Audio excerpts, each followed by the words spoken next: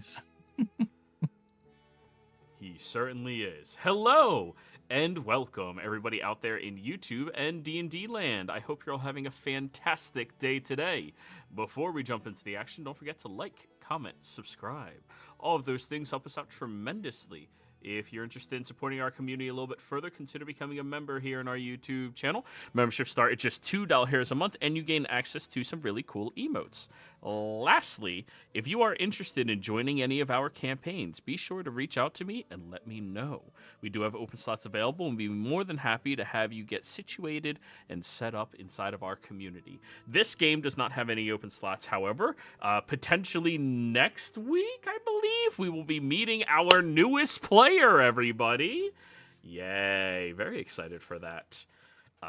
So yeah, without further ado, Durin, tell us what happened last session. Last time on Elder Mage Z, we woke up and there was no food anywhere near the campground, which was a problem. But then I smelled some, so I followed my nose, because the nose always knows, to where the competition was now an eating competition, which meant that we were definitely going to win if no cheating happened, and no cheating happened. So we won that part. After that, it became a dance-off. Dressley and Sybil paired up, and they were doing awesome. But then the Tooth Fairy was like, "You two dance like lovers. Maybe y'all been fucking."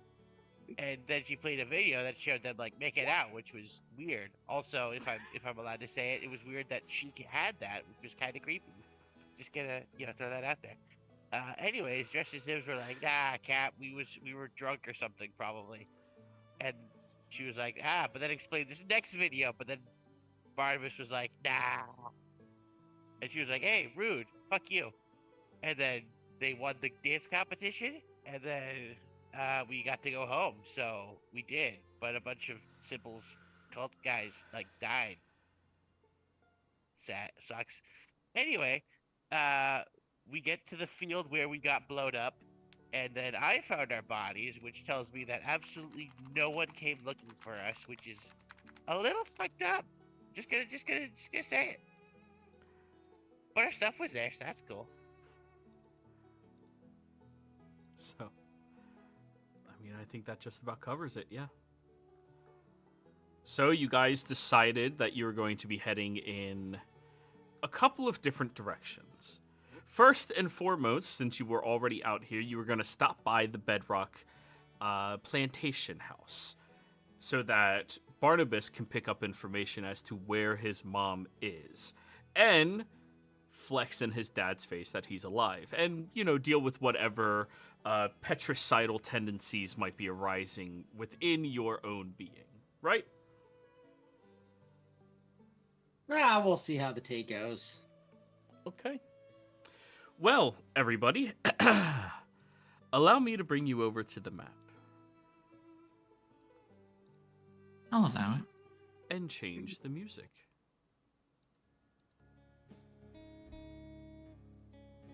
Well, that seems too happy. I'll give it a second. Okay. You step onto the cracked, cobbled path. The once perfect symmetry of its stones now marred by years of neglect. Ahead, the Bedrock estate looms, a husk of its former glory. This 3-story wooden plantation home, once a proud testament to refinement and wealth, now stands as a shadow of its past. The white paint, once so pristine it gleamed in the sun, is now peeling in uneven strips, exposing the weathered gray wood beneath. The trellises, once vibrant with climbing roses, sag and lean at precarious angles, their bare frames tangled with the wild vines and thorns. The gardens, once a meticulously crafted symphony of color and order, have surrendered to chaos. Overgrown flower beds spill onto the path, their blooms choked by weeds. Tall grasses sway in the breeze where manicured hedges once stood. The cobbled road that once greeted carriages and car now struggles to hold its form, cracked and uneven under your tires as you jostle and jump your way up to the estate. What was once an inviting sanctuary now feels like a ghost of the past, haunting the land it once ruled.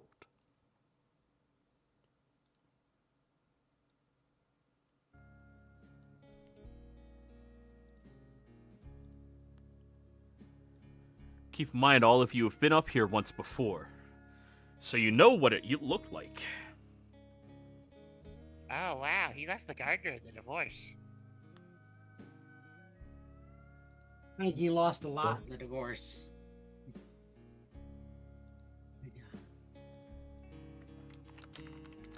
I imagine he doesn't have the mountain of servants anymore now that he no longer owns the majority of the farms.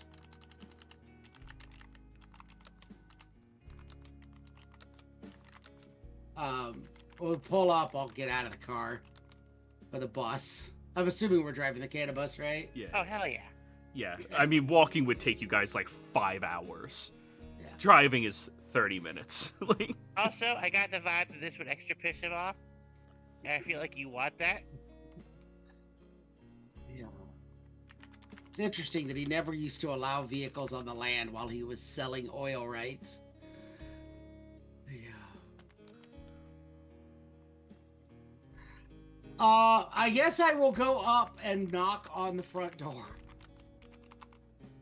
As you go up to the front door, you notice the inside door is wide open while the screen door out front is sitting there. You rasp on it a couple of times and roll me a perception check.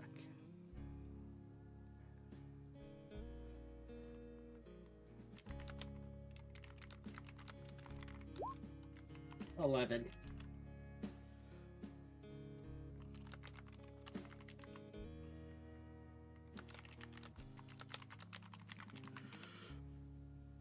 There's an unfamiliar stench coming from inside the house. And no answer at the door. You also notice right through the where the front door's little mail tray would be, there's just stacks of mail. Hey, Duran, do you recognize this smell? Do I? Perception check. He's the one that's always talking about his nose, so... 9. No, not really. Oh, wait, do you have advantage on scent? You have advantage on sight. Googly eyes are sight. Yeah, let me just check, make sure. Well, that's what it's supposed to be. Yeah. Perception checks that rely on sight. The eyes don't help you smell better. That's what I yes. You need to get a clown nose for that. We also have the devil sunglasses now back. Oh no, I'm wearing those over the googly eyes. Extra many gooders sight. But yeah, 9. Yeah, just 9. I mean, you recognize the scent it sparks some type of memory for you, but like, it's wrong.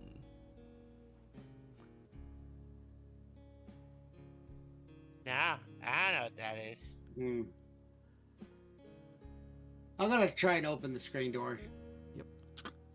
It immediately opens up, not even locked. Check the mail at the front door. Can I get an idea of how old this Oh. stuff is? Yeah, it looks, most of it is more than 6 months old. There's a lot of bills in here. There's a lot of buyer requests from various different companies looking to purchase the plantation house. There's a few other notes of resignation from employees as well. You pick them up and put them on the table beside you. The same one that's supposed to house all of these bills and stuff in them. Now, as you step through the front door, the air feels heavy, carrying the faint, stale scent that now you recognize of alcohol and neglect. The once pristine entrance hall, with its polished wood floors and elegant decor, is dim and lifeless. Dust clings to every surface, the light filtering through the grime-coated windows, casting muted, uneven shadows. A cracked picture frame sits askew on the wall, its contents barely visible beneath the layers of neglect. To the right, the kitchen is a disaster. Piles of unwashed dishes are stacked precariously in the sink, their edges crusted with dried remnants of meals long forgotten. Empty bottles litter the counters, mingling with fast food bags and grease-stained wrappers. A layer of grime clings to the stove, and the faint odor of spoiled food lingers in the air. The dining room, once a space for lively family meals, is a graveyard of takeout containers and discarded paper cups. The large table is barely visible beneath the clutter, its once polished surface sticky and stained. Chairs are scattered haphazardly around the room, as if abandoned mid-use. The silence here feels eerie, the echo of happier times now replaced by the hollow sound of emptiness. And then lastly, the living room has been transformed into a makeshift bedroom. A worn couch sits in the center, its cushions misshapen and stained with urine and alcohol. Blankets and pillows are thrown carelessly across it, and a half-empty bottle rests on the floor beside an ashtray, overflowing with cigar butts. The television hums faintly, casting a flickering light over the room, its glow the only movement in the otherwise still space. A few personal items can be seen of Rufus. An old watch, pack of cigars, a pair of reading glasses all sit on the coffee table, and you see him lounging inside of his pride and joy, his lazy boy, still passed out, cradling a bottle in one hand and a picture of your family that is cracked and broken, lying resting, just barely touching the floor in the other.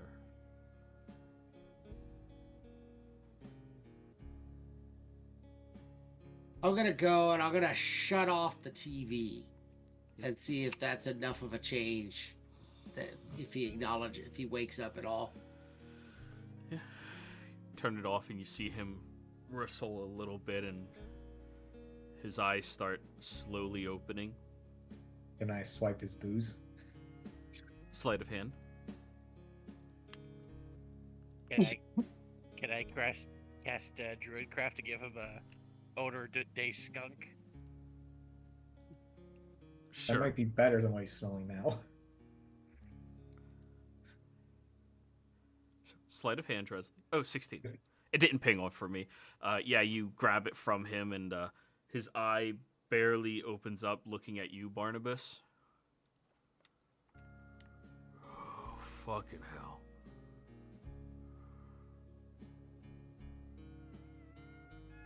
I'm surprised you fell this far.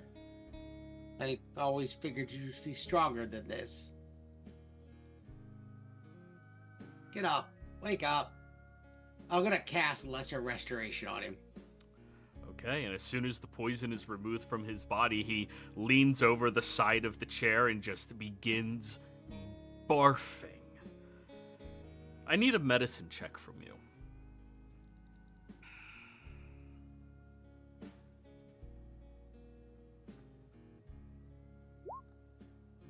$25.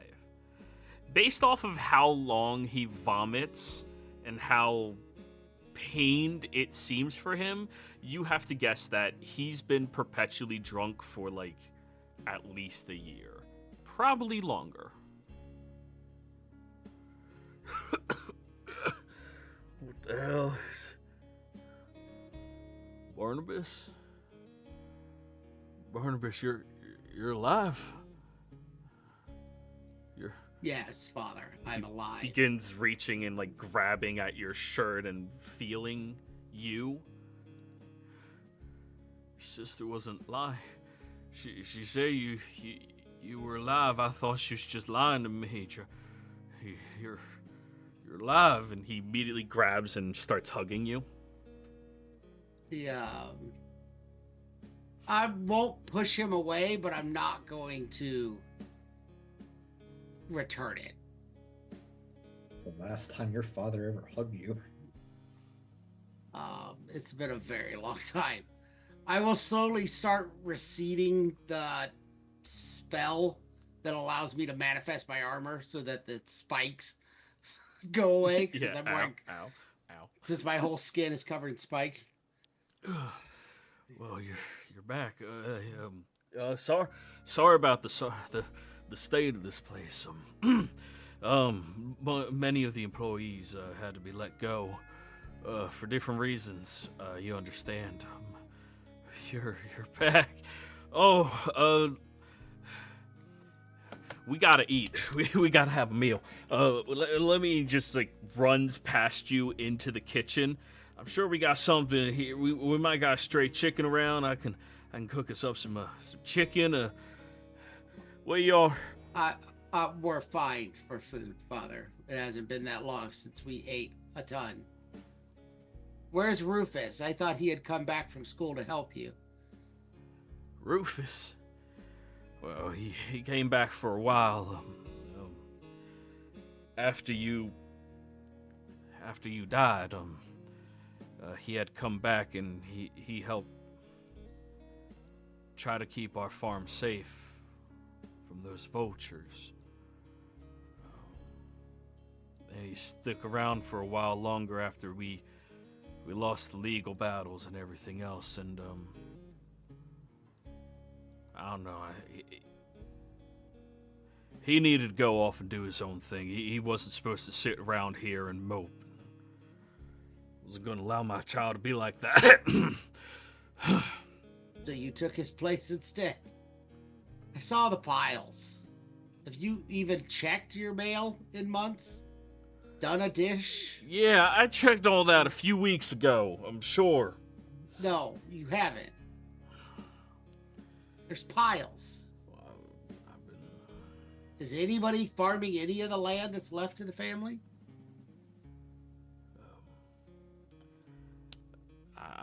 Somebody is. The storage shed out back, it gets topped off and fixed, and I don't know who's doing it.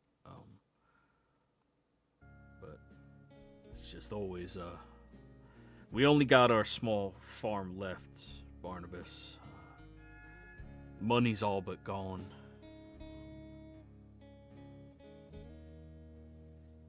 Yes, the government confiscated everything, I heard. Yeah.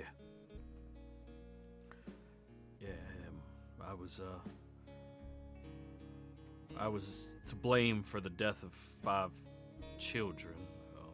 He looks at all 5 of you standing there. That's a weird coincidence. How are all of you alive? They said they found your remnants a part of the land. Oh, so did we. What? Wait, wouldn't the oil company drilling on the farmland be responsible for safety precautions? There is no proof of that. I tried explaining, but there was no official contracts remaining about anything. Everything I had just disappeared.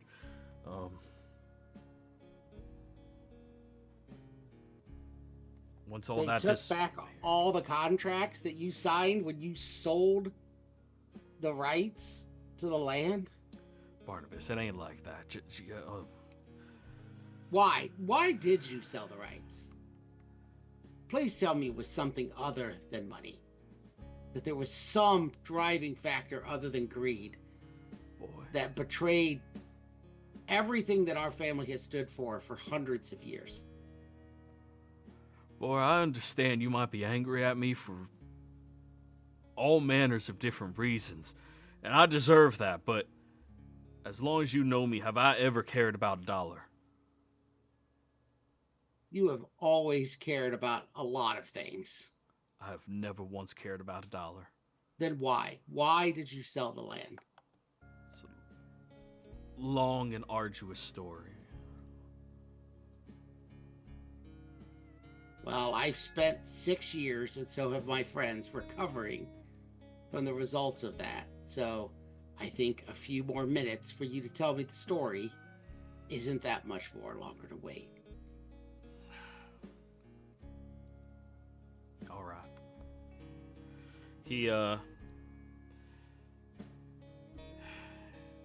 He sits down in one of the armchairs, his face lined with regret, and he takes out a whiskey glass and fills it up with some water.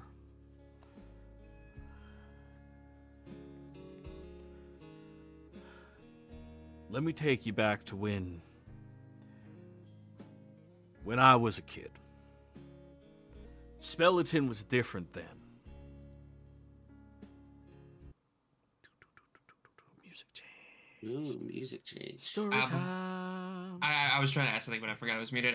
Pyre was just gonna ask, really quick. What do you mean by pieces? Like, do they find like body parts? Like, what are we talking about here? Oh no, our whole bodies were just there. Oh, so what you're telling me is there's out there somewhere buried deep is. No, we saw us this morning. We found all of our stuff, Pyre. Did we not tell you that? No, you did. You know what? I must have mentally spaced out as seeing my own body when I was standing over it. You ever had one of those moments where you sort of like mentally not there when you see something really fucked up? It was the Tooth Fairy's food, probably. She did a lot of weird things. It probably just conked you out for a while. But yeah, we grabbed all your stuff. It's in the bus. Is this what it's called? Is this what a psychotic break feels like? Because I feel like I'm having one of those. Yes. Oh, and this bag here. Take this bag too. That's your teeth in case you need them later. Fucking hell! Fucking Feywild. After 6 years in the Feywild, I'm surprised none of you had more psychotic breaks. Well, funnily enough, I never had one psychotic break, but I think the moment I stepped back into the material plane, I saw all the weird shit around me. Then I was like, oh, wait a minute.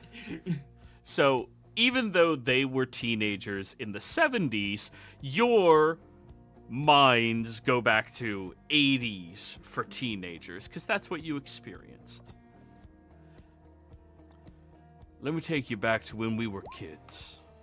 Spelleton was different then. Oh, wrong direction. It wasn't the powerhouse it is now. It was just a scrappy little school full of kids trying to be themselves. And us, we were just freshmen eager to prove we had what it took. There was me, Endrin, Talash, and Kindle. He looks over at you, Pyre. Yeah, your mom, Pyre. None of us knew she was even at Spelleton until she showed up. She wasn't, she was quite a fiery rebel, as you can guess. But then, all of us were a little rebellious. He chuckles a little dryly, but the sound is hollow. Anyways, whoa, that fucked up. Okay. Anyways, the night started at a house party. It was one of those classic Spelleton ragers, the kind where everyone pretends they're older than they are. The music was loud. I think Fleetwood Mac was playing. And the place smelled like cheap beer and spilled potions. I remember Endrin sitting at the kitchen sipping water because he wouldn't touch anything stronger than that. Straight as an arrow, that one. Always appreciated that. He was holding court, talking about some ancient artifacts he'd been reading about. Always had his head in the clouds, dreaming about big adventures. Talash, on the other hand, was in the living room, already wheeling and dealing. He wasn't just there to have fun. He was always working an angle. I swear he had a line on every shady opportunity within a 10-mile radius. Charming back then, though. Even the teachers liked him, and they had no clue he was plotting half the time. And me, I was in the backyard with Hope Schuyler. Hope was the heart of our group, the glue that kept us together. She was brave, fearless even. Always the first to jump into trouble and the last to back out. We were laughing about something stupid, probably one of my bad jokes, when Bernard walked in. Bernard Drillington was a senior.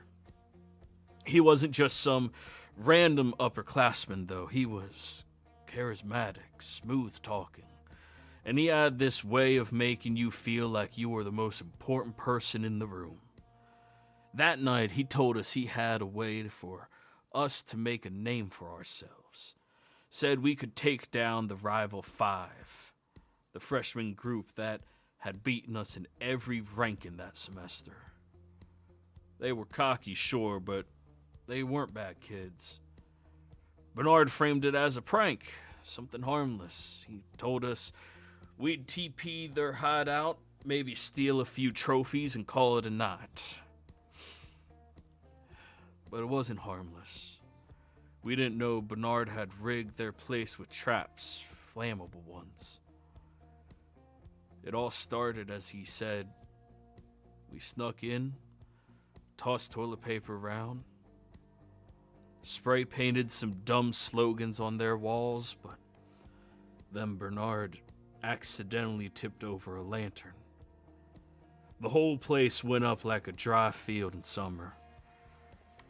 I remember the screams, the smoke choking the air, and the way Talash's face changed when he realized what was happening. He didn't try to stop it. Hell, I think he knew from the start what Bernard had planned. Hope, though, she didn't make it out. She ran back in and tried and save someone, but the flames were too fast. The rest of us barely got out alive, and Mystique Moon, she was the only one from the rival 5 who survived. She was a tiefling, we had no idea, so luckily she lived. Bernard disappeared after that, but not before making sure the blame would never fall on him. He destroyed every shred of evidence that tied him to the fire, leaving us holding the bag. The teachers hushed it up, probably paid off by Bernard's family, and we all carried that guilt alone. That night ruined all of us in different ways. Endrin lost his dreams, throwing himself into his studies, and eventually falling out of that to become a burnout. Talash, he doubled down on his schemes and would never relinquish control over anything again, and Kendall moved away, far away, and hid from everybody and never talked about it. Me, I just decided I'd never stop working. That fire took hope from us. She was the best friend I had, and until I met your mother, Barnabas, I didn't think I'd care again. A few years went by, and Bernard had resurfaced. he started reaching out to many of us, and we had met up back then as well. Reaching out through some shadow company, a different one that had their hands in all the honeypots around town. We each met up and talked about his approach, but he seemed to have gotten to a couple of us quicker than the others. He looks over at you, Durin. I gotta say, I'm real proud of your dad. He's the only one of us that never sold out. When Bernard came to us, he showed us photo evidence of us being there that night and told us that unless we would make some deals with him, he's going to release that to the press. I already had a family. I was married, had a son, had a daughter on the way. Talash was married as well, moving up his political ladder. Kendall was the smartest out of all of us, though, just got out of Spellington.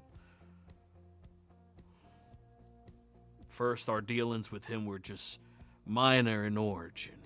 Haul up a little bit of his product he was sporting in. Letting him get a good deal on different stores and shops. Information given to him. And a few years back, he approached me, telling me he needed to start drilling in our grove. Only the heavens know how he found out about our grove. That's not something we talk about outside the family. At least we're not supposed to. Then, I rejected it, of course, as much as I could, but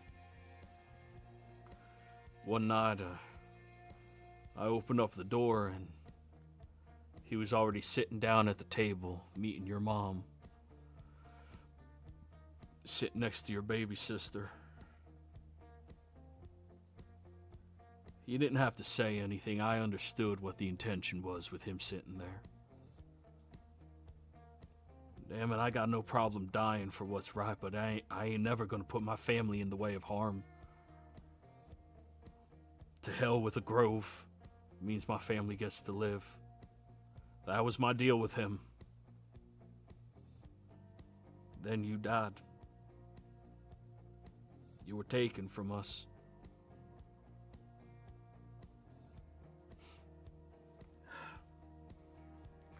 I'm sorry it ended up like this, Barnabas. I did what I thought was right.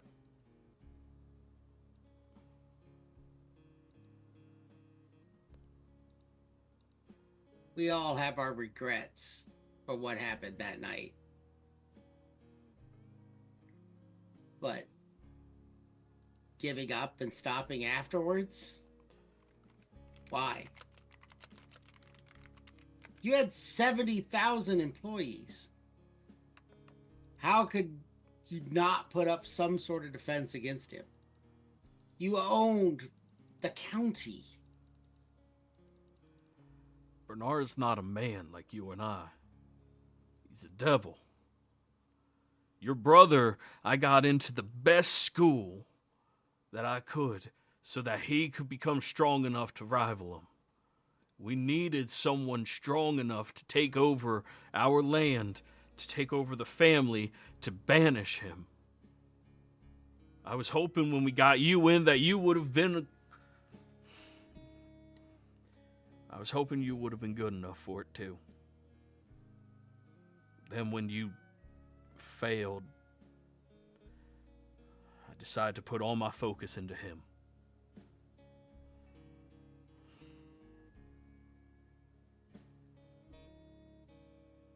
I wasn't going to risk them.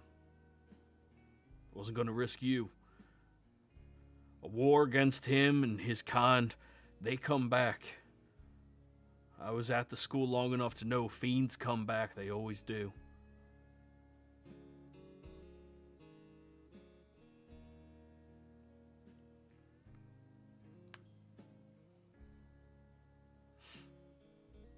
I don't even know what to say at this point, Father.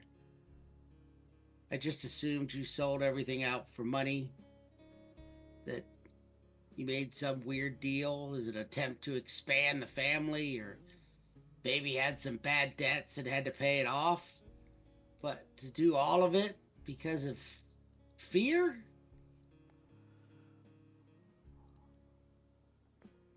You could have put him someplace. You could have sent the family somewhere. You could have hired an adventuring group. Dozen things you could have done than to sacrifice the grove. You had to know that wouldn't turn out. We were going to lose everything anyways. It was the cornerstone of the family's trust. The whole thing we built our family on.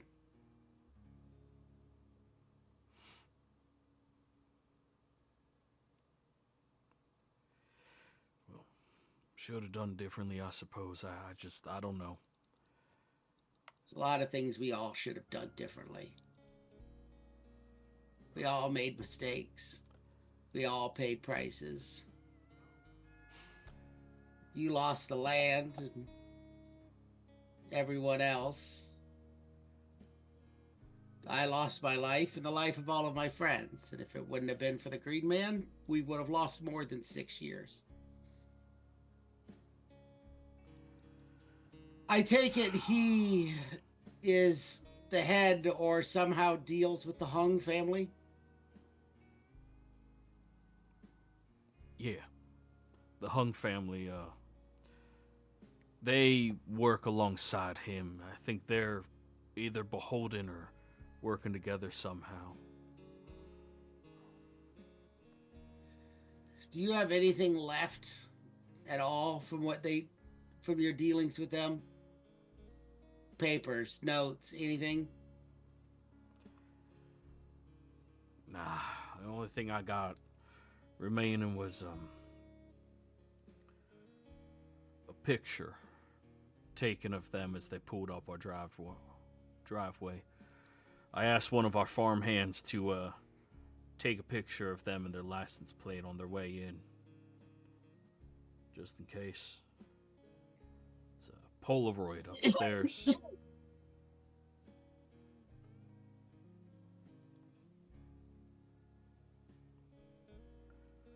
Barnabas, if you're alive, then everyone else in our family is alive and well. You can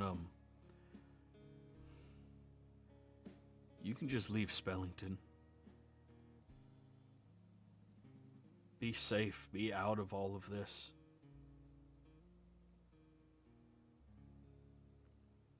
No, I can't. There's a price to everything. The price I paid for the Green Man to undo my error still has to be paid back. And your Bernard will pay that price, and he will pay it permanently.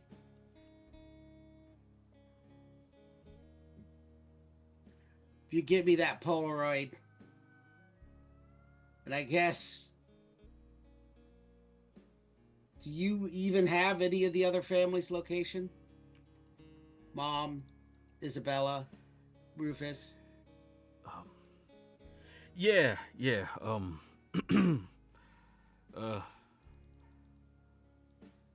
Rufus moved out of Spellington not very long ago, maybe a year or so.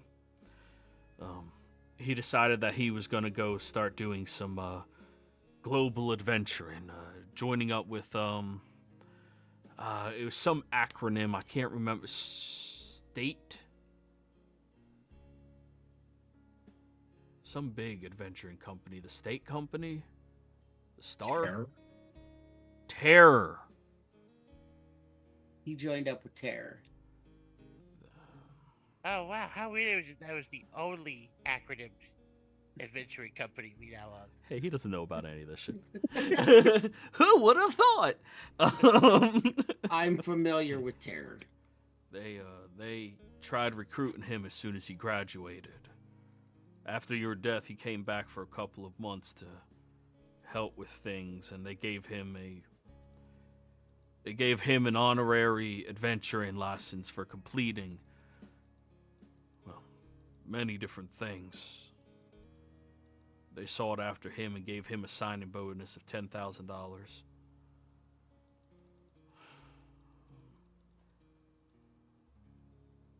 Your mother and Lilla, they're hauled up in Ivy Spire, which you would know is a big port city on the far east coast.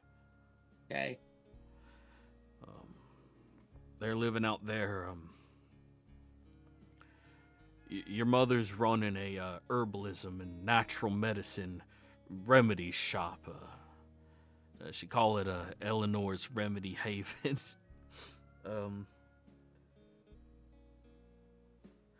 She's also remarried. Ooh. Lucy and Hawthorne, and you see at that moment he starts crying. Apparently the man's really kind and supportive. He's taking good care of your little sister. Barnabas, you know the one thing without a shadow of a doubt your dad always felt was he was madly in love with your mom.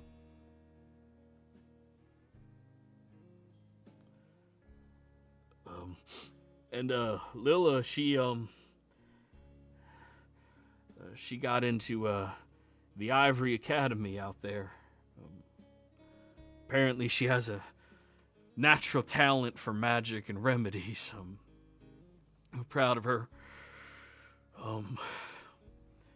She comes back and visits every now and again, always talking about how she's going to be following in your footsteps.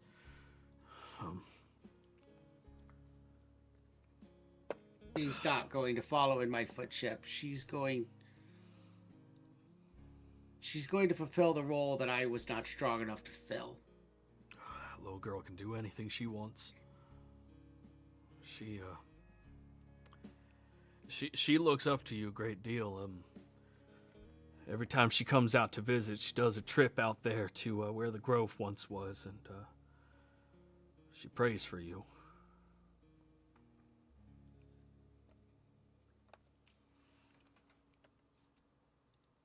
And then your other sister, I haven't been able to get in any amount of contact with her. She's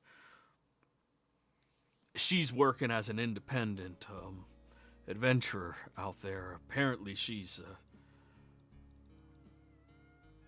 picked up arcane practices. I didn't even know that she was a wizard. Damn She good was one quite at good that. at it. Yeah, she's a damn good one at that. Last time I talked to her, she was upset about my use of my stipend and money, and she said that she's going to reinvent the Bedrock name no matter what she has to do. Not reinventing it as a human, is she? What? Good. What are you talking about, boy? That's enough of an answer. That's ridiculous. Why would anybody want to be human over something else? Great question. I mean, over a gnome, I can understand that. Who the fuck wants to be a gnome? That's a shitty life. You Sybil know? slowly turns her head towards Barnabas. Hey, I don't know any gnomes. Am I a joke to you? Name a good gnome. Name one. Oh, shan't. He's not a gnome. He's a halfling. How fucking dare you? Wow. Sorry, I don't ever. You don't say racist. That's racist. I point out when Dressling. something's a gnome. Well, yeah, he makes it quite obvious. Yeah.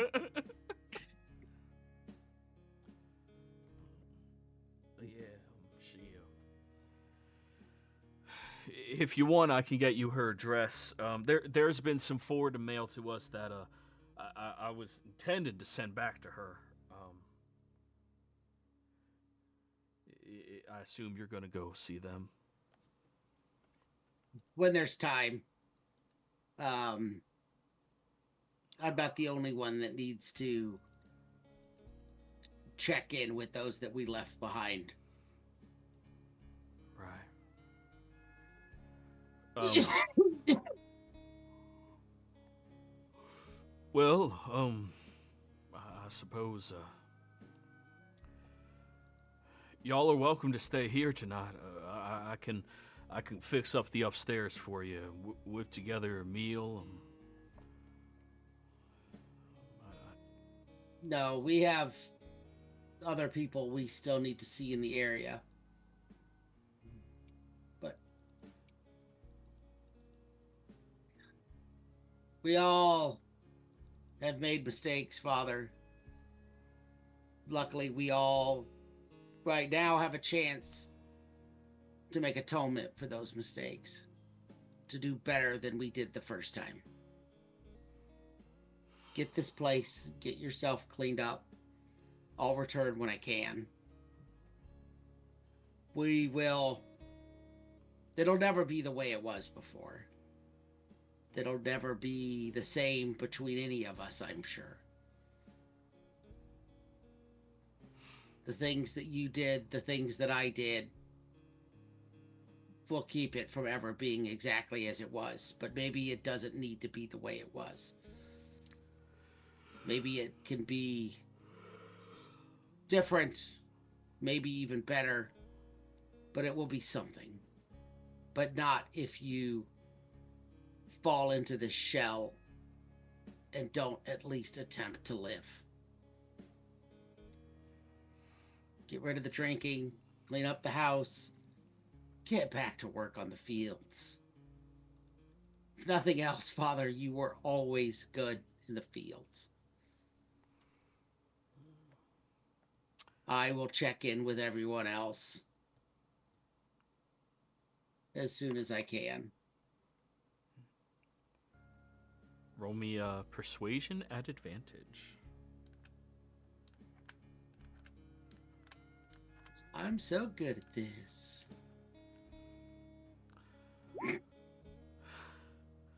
No, you're not. Way to use that advantage. Nice. 10. See him just slump deeper into the chair as you're walking out. I want that photo before we leave. Oh yeah. It's one of the few portraits your family ever took together. It was it was meant to commemorate your sister's senior year, not your freshman year, but of course your mom always talked to you about how it's for both of the situations, you know, and that's just never what it was really pointed out to be. But it is you and your family the last time all of you were in the same room. Yes, Sybil? Seeing him be unconvinced by Barnabas's efforts, Sybil is going to cast thaumaturgy on herself to amplify her voice, and she's just going to say, "Now." Intimidation, please. With advantage. Yep. Yep. Oh, he was afraid of your father. As you kind of say that, you see a different layer of soberness come up on him as he reaches for his holster, which he did not keep on his person anymore. Get the fuck out of my house, you little witch. Now, Father, be polite. And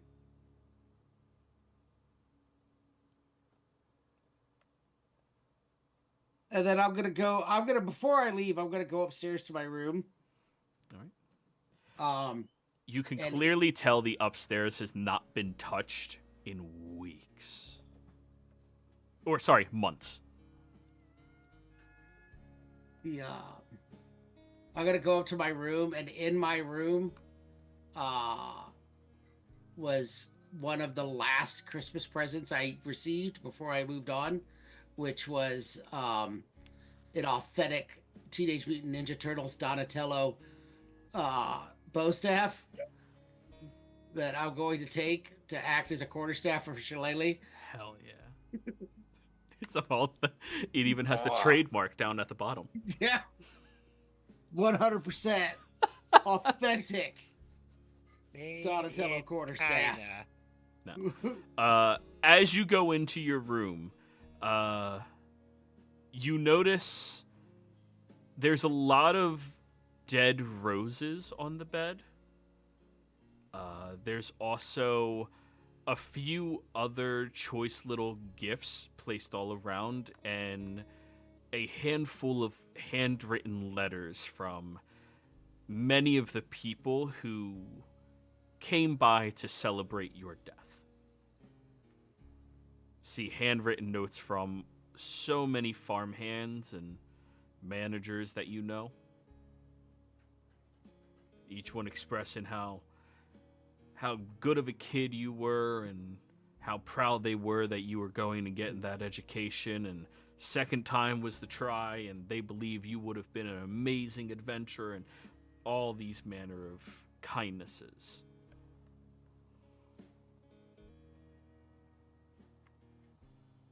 I'll take the letters.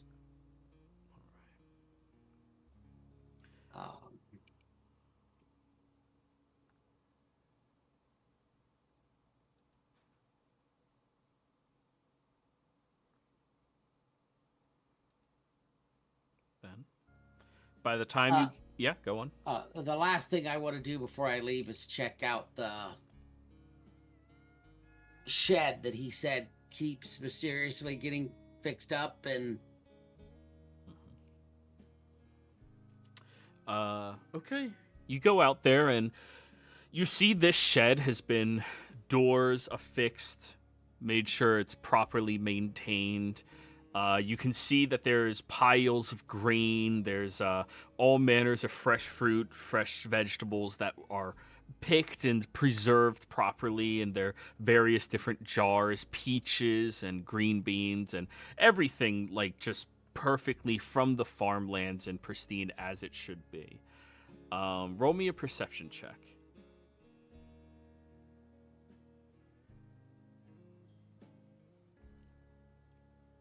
Hey, there we go. Okay. The first thing you see that stands out to you is tucked away behind some of the bags of grain. You spy that there is a picture of your father when he was much younger, holding Isabella. It used to be on her end table before she got too old to, not end table, her nightstand, before she got too old to have pictures of her daddy in her room. You see that picture is just sitting, hiding in the back, and you also notice that there is a teleportation circle in the back of this chamber.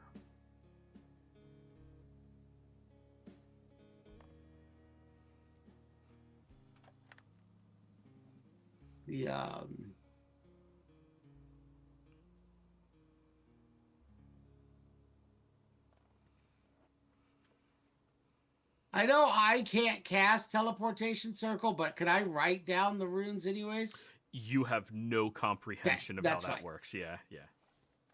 In the future, you know it's here. You could definitely come back and grab it. Yeah, that's You fine. can pretend to write down the runes. Yeah, it looks something like this. I guess Wiggly and you and... Is that a Z or a snake? Fuck. It's a Z snake. A snake. Snake. It's a snake. All right, I'm gonna leave everything as it is. And then I guess head back to the car. All right. I will not be leaving just yet because I want to speak to Barnabas' father for just a moment. All right. As Barnabas is outside, you do see him like standing up, sniffing himself, and starting to pick up his clothes. Needless to say, he fucking reeks. Horrible. I will very quickly cast prestidigitation, not for him, but for me, obviously. Yeah, on 'Cause your I own don't always nose, have them. so you don't smell. No, on him. Oh. So I don't have to smell him anymore. Okay. I was gonna use my druidcraft to make him smell like shit. Like, actual shit. Mr. Bedrock, have you heard anything of my parents of late? Last time I heard about them, they were starting to get some amount of deals over out by the wall happening. Deals by the wall. You don't They're- happen to know more. They were setting themselves up to procure some opportunities of some sorts and varieties. Apparently, there's a couple of local villages out in that area. Ah. I see. Nothing else? That's it. Insight check. Go for it. Just because I don't trust him. I don't know this Yeah. guy. Sure. Dirty 20. This man does not strike you as the type of guy that deliberately lies. He'll, like, reserve the truth, but he doesn't seem like he's a liar. Does it seem like he's reserving the truth? Not at all. He straight Okay. up said no. Okay. Well, thank you, Mr. Bedrock. I hope everything goes well with me.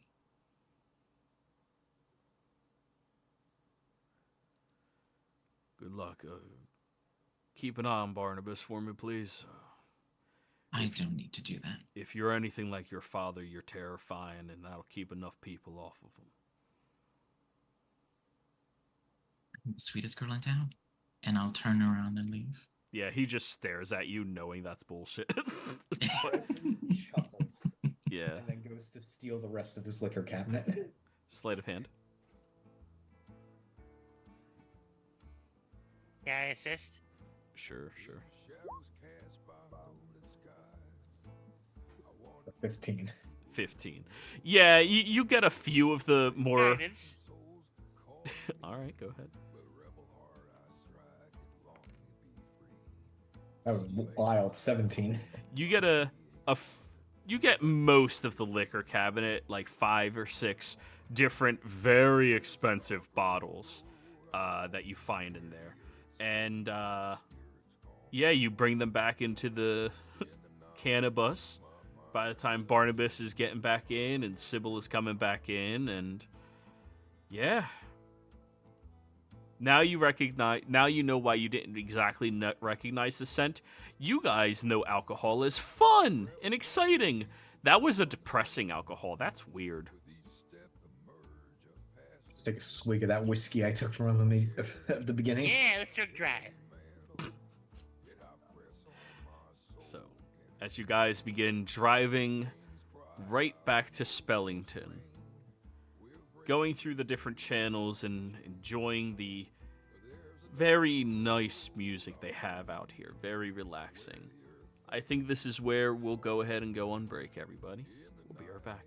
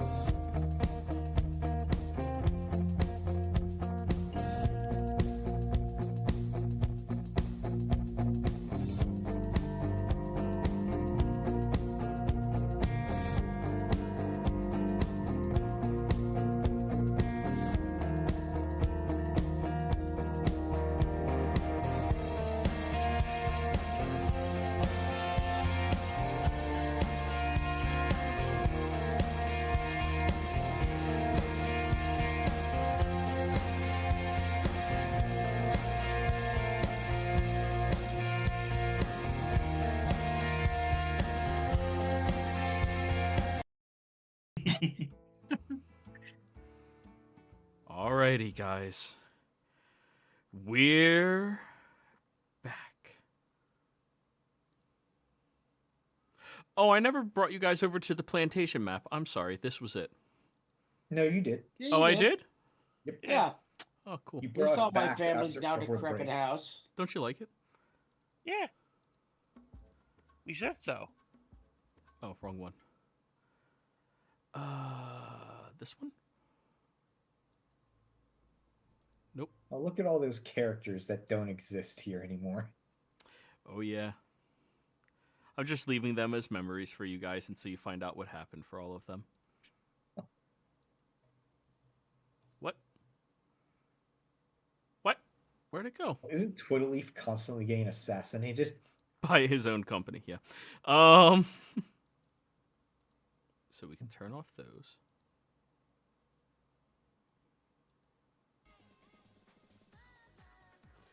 As you all are arriving through the city, I would like to know, which path do you take? Do you travel in from the north, which is the quickest way, but goes through the Ethercrest Estates, or do you travel in from the west through the Mystic Meadows? Or sorry, east or west?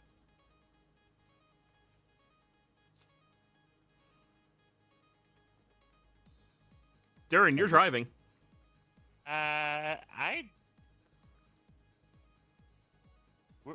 So, Ohio is, or wait, no, we're in Ohio now. But Don't Barnabas' think cardinal estates directions. are from the west of us, right?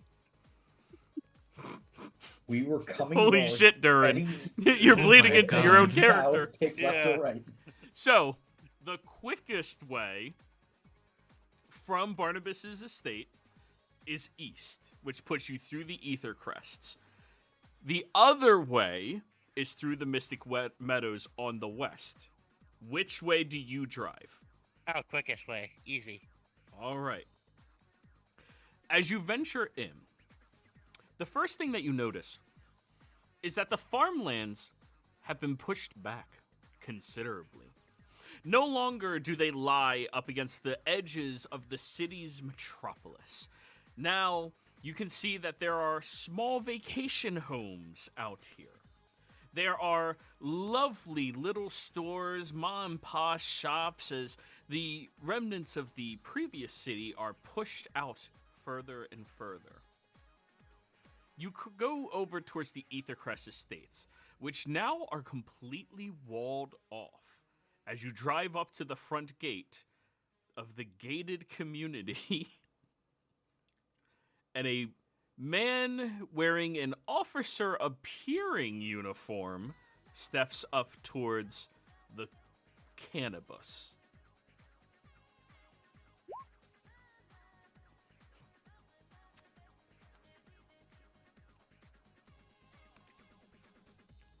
He knocks on the door of the bus. Come in. You have to open it. Oh. It's a bus. And, like, you pull the lever to open it up Yeah. for him. Oh my God.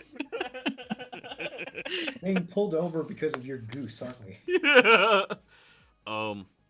nothing weird about a goose riding on the top of a bus. Yeah. Huh? Perfectly normal. Yeah, drag him onto the map. Get rid of your old tokens, too. Fuck these guys. Huh? Yeah, no. Same token. I know, you're the same one. Sorry, but we're past the Oh, yeah, you're curfew hour. Only people that live in the Ether Crest are allowed in.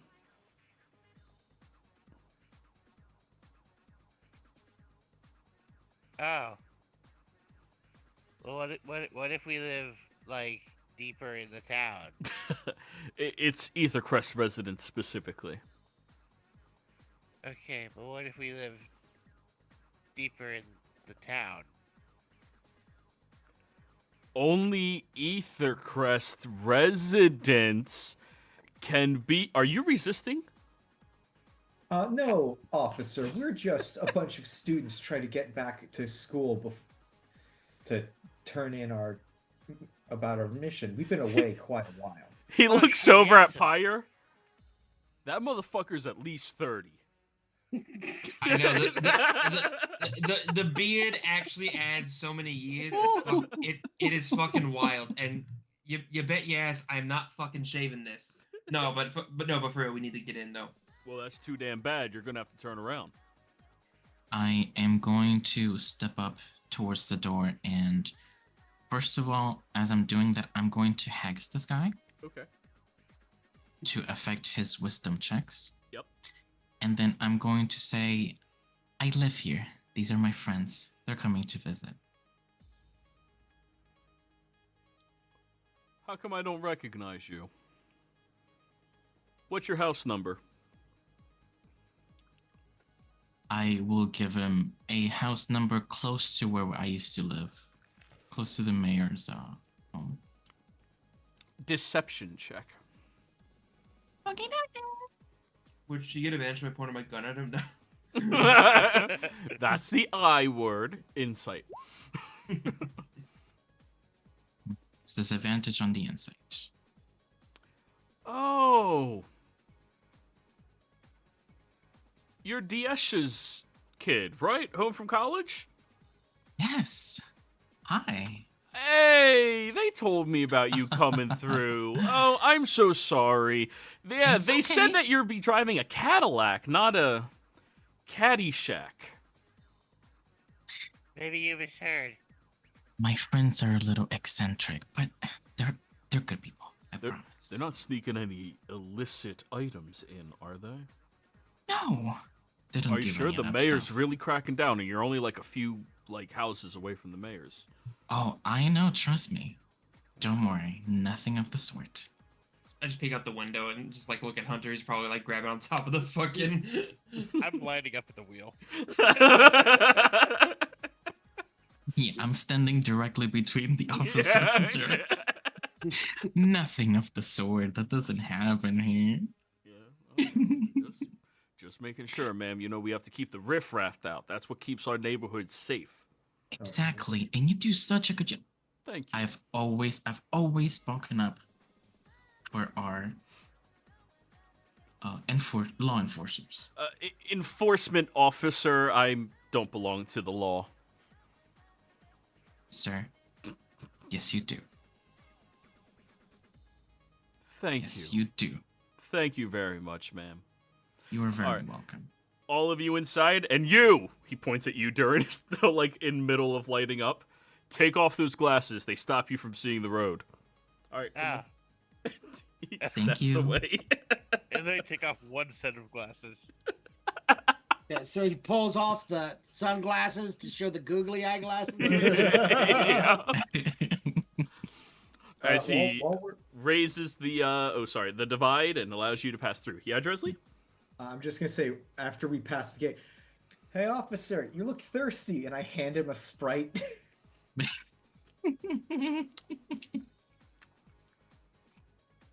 Crisp not and alcoholic. refreshing. And he just sips it. And you know what? I'm just gonna keep concentrating on the hex for the next 8 hours unless something else comes up. Well, He needs to get some basketball that's actually players gonna on be this real shit. bad because he's probably gonna make a deal with a Sprite now. Yeah, Exactly. that's the point. I'm just gonna keep this motherfucker hexed for the next 8 hours.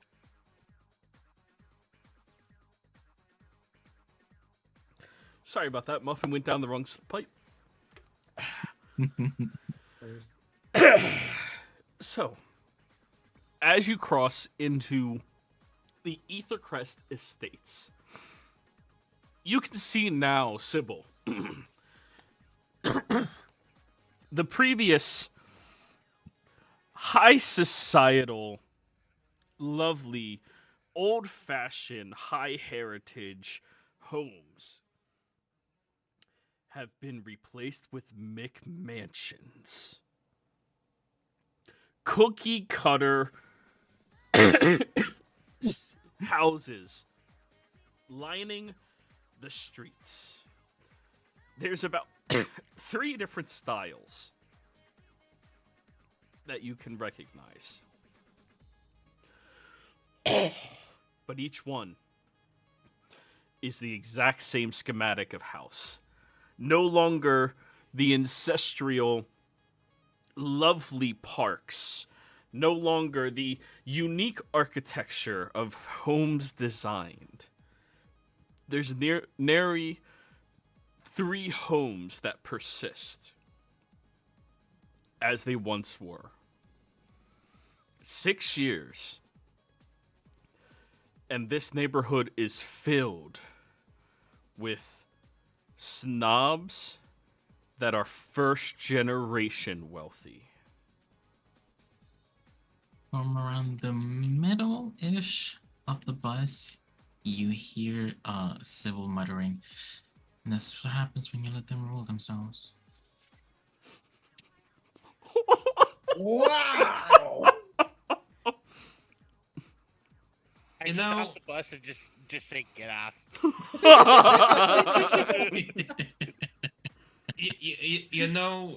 You said quite a few out-of-pocket things in our time together, and I think that definitely is in the top 3. Look around you and tell me I'm wrong.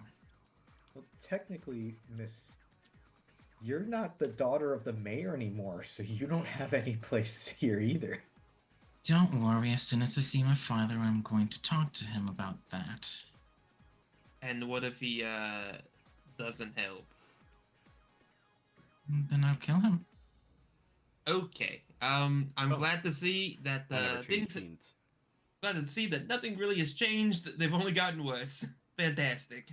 So, as you are driving through, Sybil, Mm-hmm. you do notice something. Yep. Something actually interesting for you. As you watch your old home, you see the front porch now houses a set of swings. You see a tree out front, built, strong, powerful, that has a tire swing. And you see a group of young kids. One's 4, one's 5. Running up from a town car up to the front porch where they seem very excited trying to get into their house. You see a grocery bag being reached for by a servant, but a familiar woman reaching over towards it and picking it up from him, patting him on the shoulder, and heading up the pathway. You look over at the new mayor walking in to her home, once a place you called home, as you see Mayor Borealis. Let me put her down. And her 2 young kids stepping inside.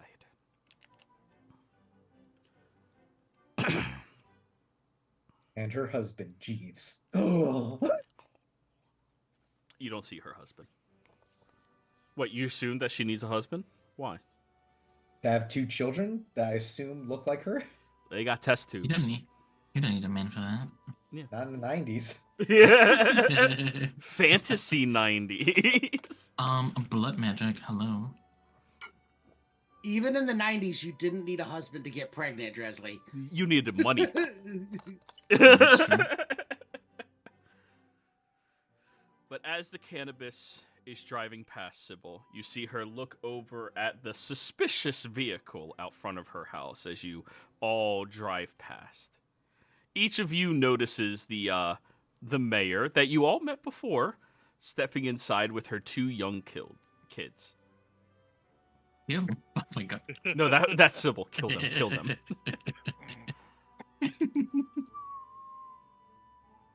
Wait a minute, if she's the mayor now, does that mean Dick and Bupkis are the chief of police? That's nice!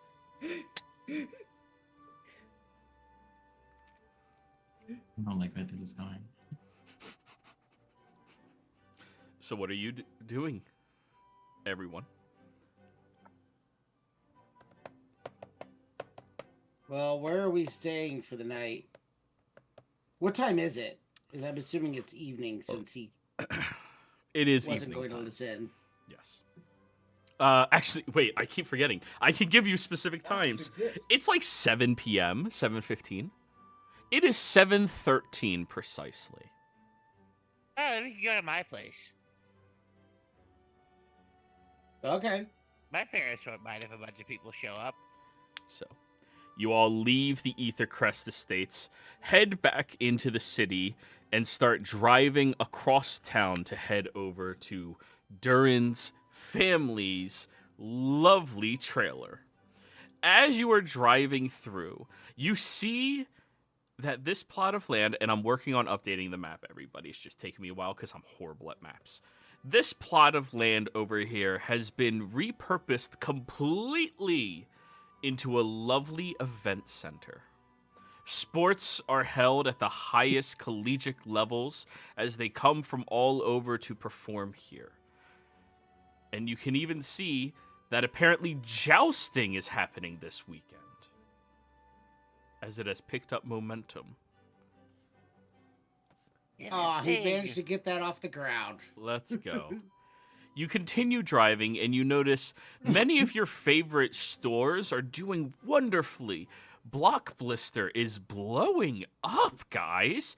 It is filled to the brim with people picking up the newest of movies. Even as you drive past, you see that there's 3 new horror flicks that they're advertising. You see, they're also advertising something new for all of you to see. Apparently, they're renting out video games? We stop at one. Now you guys pull over. Fire, this can't be a dream, right?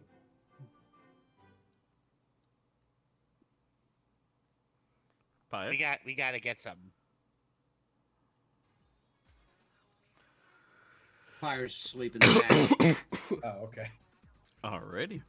He was the game tech person, so I wanted to include him. Oh, I no, know. I was saying fucking like Unmute. I did unmute. I'm going to say what it says. Like, oh shit, let's fucking go. Yeah. Yeah. You guys pull over immediately as Durin has voted for movies and video games over reuniting with his long-lost family. What are you talking about? We already reunited. Remember, we had that huge fucking party? As you guys walk up to the establishment, open up the doors, and smell the fresh, buttery popcorn that they sell here in the wonderful tins you can place on your oven. You can smell the sweat of all of the nerds coming here to grab their newest flick for the week and chain watch over and over again. And most importantly, you can see the rows of gorgeous cinema in front of you. There's so many movies that you guys didn't have access to in the Feywilds. It's amazing. They have this one movie. It's apparently about this guy who gets divorced from his wife and then dresses up as an old lady to babysit his own kids. Weirdest sounding thing in the world. Fucking crazy. I kind of want to watch it. Right? And then there's another... And family values. There's another one called Caleb Comes, which is a movie about some guy who got lost in a field of corn, turns into a scarecrow, and chases and kills people in the cornfield. That's a mashup. Yes, it is. So I was gonna say I'm getting Jeepers Creepers vibes from that, but Oh yeah. but Jeepers Creepers technically from like. So Joey, this is an important question. Are we before or after the video game crash? before. Oh. That means Atari's still in business. Yeah. That means Atari's still in business. And Pyre, you see what might be the most sophisticated piece of technology that you've heard about but haven't been able to get your hands on yet. Up at the front counter, on display behind solid glass, is a handheld device that plays cartridges of video games in black and white. Holy shit. Wait a minute. Why the fuck does it look like what I made? It Yeah, is it's labeled like as the eerily similar. boy box. I swear. That Someone. they need to go back to the marketing department on that one. You go over to the boy box. I hear there's few of them that That's- come out in green. The Yes. boy box only never mind. I was about to say something foul. Yeah, I know. So I'll keep lobbing until you guys want to spike them. You know, that's fine. As you go up to the counter and you look at it, its design is almost exactly like your Game Boy. What in the fuck? Except they found a way to make it capable of playing video games made into tiny cartridges. You were going to program a game into it. What in? Okay, we gotta. I'm gonna look for a fucking cashier or something. Someone at the counter would say, "Excuse me." Hi, yeah. As a 15 to 16-year-old boy walks up to the counter smiling at you, this half-elven man is very happy-go-lucky as he goes up. Welcome to Black Blister. Do you have your membership card? I don't. How much is that? Oh, I'm presuming you, as the nerd of the group, would have already had a Blockbuster card from way back then. Yeah, but it's probably expired by now. Probably, Yeah, but you have one. but you That's true. have one. I'll say, oh, no, that's the case. I'll say, oh, no, I do. It's probably expired, though. How much is it to renew? Oh, the renewal fee is just only 5 gold. I even have that. Gold? Hold on. Am I still broke? I don't know. Fuck. I'm still broke. We need to stop by the bank at some point. Oh, I got it. Here's 5 gold. Oh, fantastic. Perception that. check when he opens up his coin purse, everybody. Sure. There's just a hand in there. Yeah, mine. I was gonna say because I have no money. Yep. Well, we got our starting. 23, We 22, had both. 21. Nice. Yeah. Oh, yeah, 18? gold too. All of Wait, you did- nosy fuckers. Durin, how Wait, would ho- you express the quantity of money that you have that they all see? I have quite a bit. It's all Electrum pieces, unfortunately. No, no. Ooh, Seven So it's years worthless. is what I Good to want. know. It's Yeah, worthless. Yeah, he told us Saturday no one's allowed to bring Electrum back up anymore. Oh, I I did- was I unaware did of think that. about I'm it. sorry. But I didn't do it. But I did think about it. But yeah, you guys see that. Durin has more money than you've ever seen Durin have. How much is it compared to how much money I used to have? Oh, not nearly that much. Not nearly that much, but this is way more money than Durin has ever had. Gotcha. I have many questions, but I'm not going to look a gift horse in the mouth. Thank you very much, Darren. I will make sure to pay you back in the future. Oh. I will give the boy 5 gold. I'll say, please renew my card, and then I do have a question for you. Yeah, of course. And what is your question, sir? Who designed this? And I point at the boy box. Oh, that is the legendary Game Master. He graduated from Elder Mage like 5 years ago. What? Yeah. He said that he discovered it in his sophomore year. And he just had a brilliant idea of how to repurpose this piece of technology. And he found a way to make a fantastic handheld gaming device that also acts as a GPS. you sound like a big fan. Do you know where he found it? Do Yes, you know what where- his name is? Yes. Well, Thank you, Sybil. He is the Game Master. That's what he goes by. Okay, where did he find this? The initial design. Where did he find it? He discovered it in the recesses of his imagination. Fire, did you leave some blueprints in the AV club when you were working on shit? No, I didn't. You want to know what probably happened? Probably my shit fucking flew when we blew up. Dresley. How unfortunate. Yeah, and we are selling these for only 140 gold. Very good price for a handheld device. Its Do we battery want one? life is 9 hours. 9 hours? I 9 could've done that. hours of gameplay. Unless you turn on the light and then it goes down to 2 hours. I could have done so much better. Hey, where does the game master have his headquarters? Oh, I'm pretty sure he lives out on the West Coast now. Is there any surveillance in this shop? Oh, yeah, there are cameras all over the place. Like 3. Okay. All I- over the place. I'm gonna wave at every one that I see.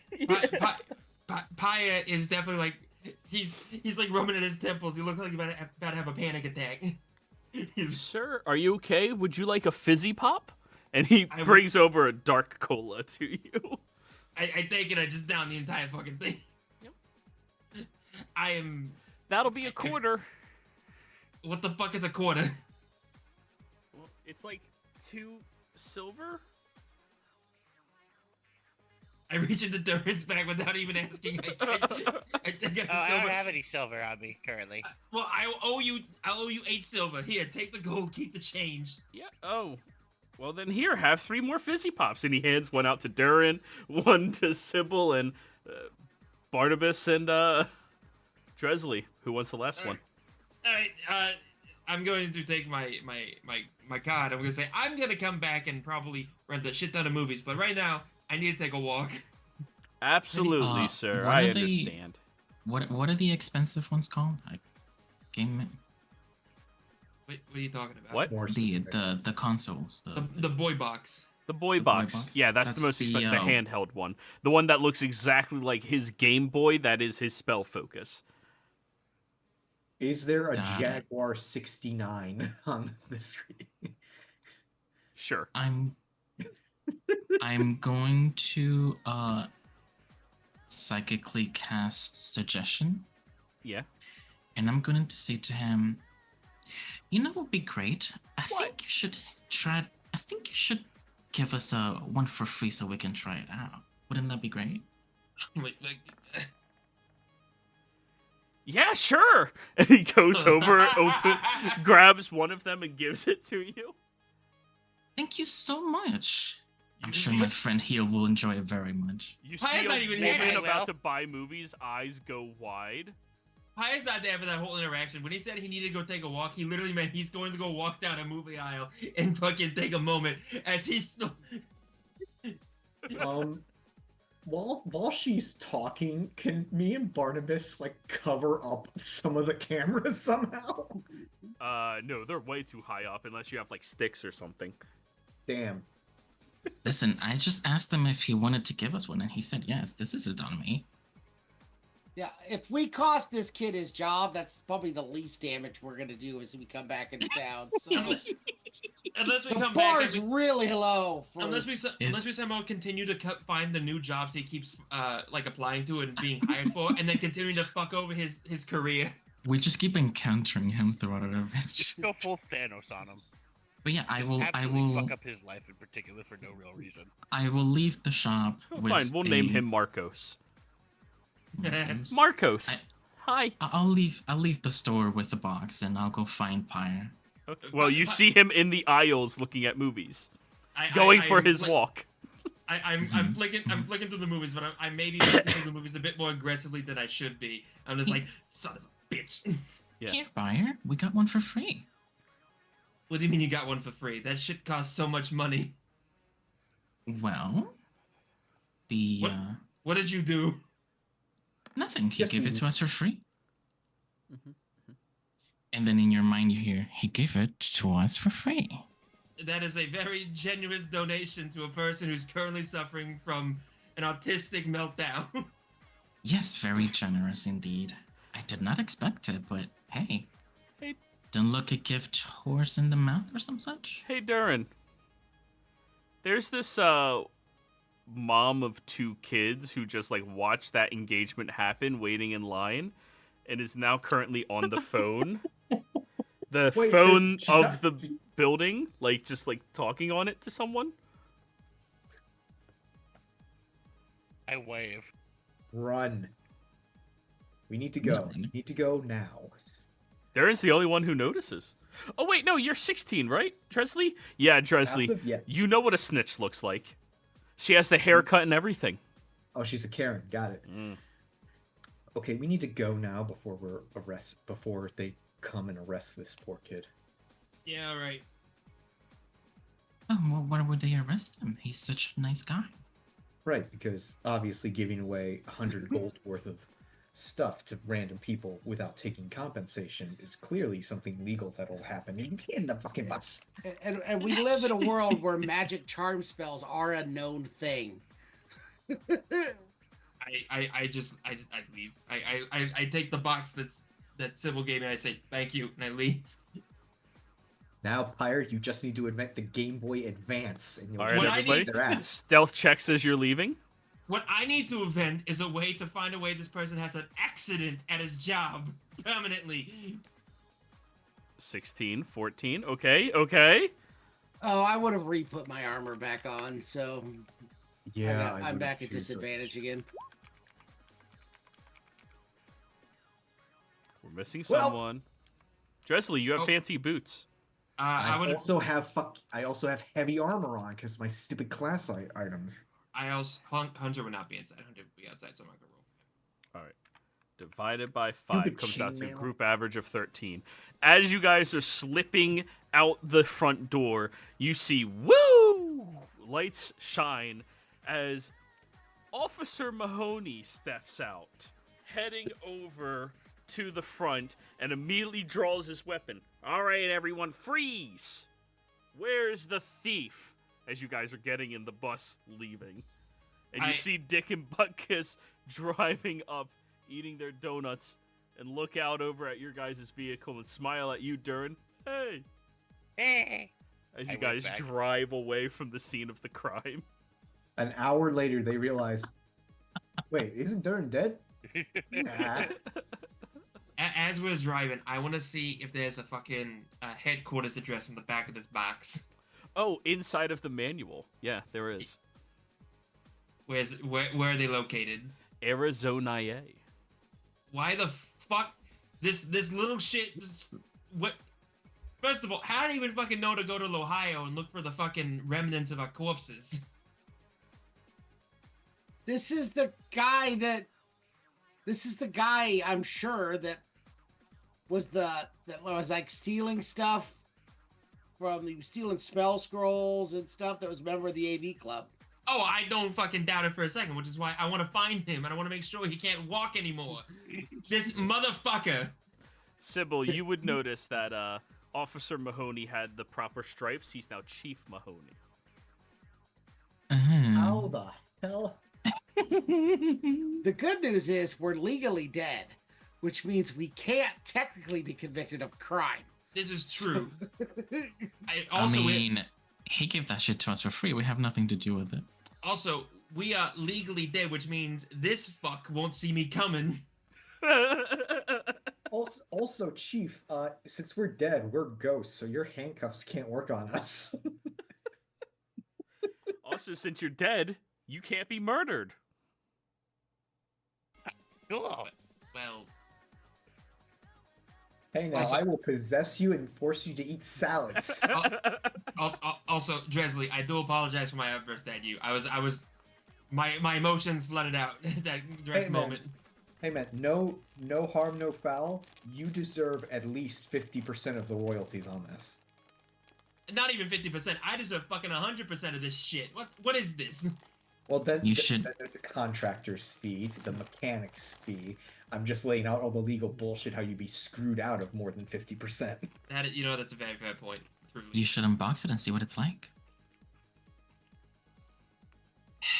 I had Pyre, it is marginally better than the one you created when you were a freshman in high school. But it's made and wired exactly the same. This is rather insulting. I'm not gonna lie to you. This is my fucking design I made when I first started Spellington. this chuckle fuck took 5 years to make this, which took me 6 months.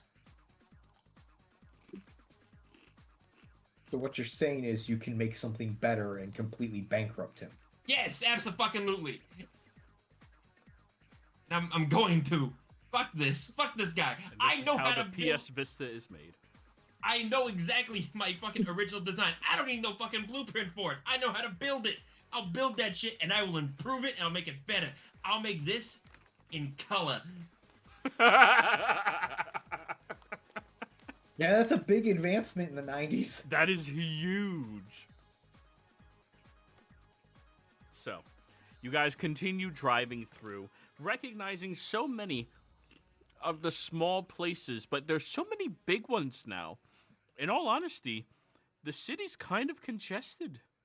There's a lot of everything right now, and it's a little intimidating.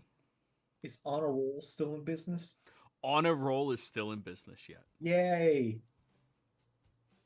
We should pick up bagels. Well, that's right next to the scene of the crime. Do you want to? I thought Honor Roll was a bagel place. Yes, Am I it's mixing right up next to the block blister. That's what I mean. It's literally on top. Oh. Yeah. I mean, it looks like it's on the other side of the block.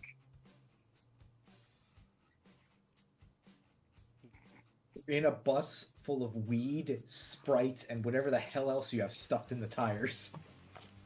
Yeah, but remember the cops in this city. I'd say we still have in like a an bus. 80 Even they're plus not dumb enough to not notice a bus. A bus labeled as the Canna bus. It was legal.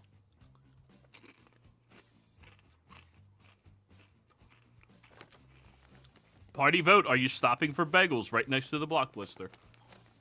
Hell I'm no. fine. I don't need bagels. I'm not up for bagels right now, I think. If we're gonna stop anywhere, we should go to the Boozer Basilisk and get a drink with Gildarts. I thought he was... We don't know where he is yet. He bought a bar, and I'm willing to bet that's the bar I he thought that was bought. some other town, though. Yeah, it's not here, but it is on the way somewhere. We drove to it last time. Yeah. It wasn't in about- town. It was on your way out into the middle of nowhere. Oh, okay. Yeah. How about this, Darren? We'll get dessert pastries for breakfast tomorrow. Agreed. Okay. So, you all make it out to the Zen and Art Sanctuary. As you drive out there, you notice these trailers are double wide now. All of them. And they have their own gated community with motorcycles driving around. And what appears to be a quad stack trailer. 4 trailers, double wide on top of double wide, connected, creating a house. Darren, this place is so much different than last time you were here. Holy crap, that's fancy. Did your dad just buy the land and make it an actual place to live? Oh, yeah, he could have done that. But didn't he become maybe the largest landowner now after... Because didn't he buy up some stuff? Largest private landowner. Because he bought up a bunch of stuff after Dad went out and the government seized most of it. That's Didn't true, he? he did do that. Yeah. His dad's legally rich now, in addition to illegally rich. I don't know. Someone only let me exchange 25 words with him. Somebody You had has 6 limits. years. Somewhere Mistra laughs maniacally. So, you drive up to the front gate, where you see this big, burly bugbear guy steps out to you with this huge nose ring, and he leans down to look inside the cannabis. Oh, I'm Darren.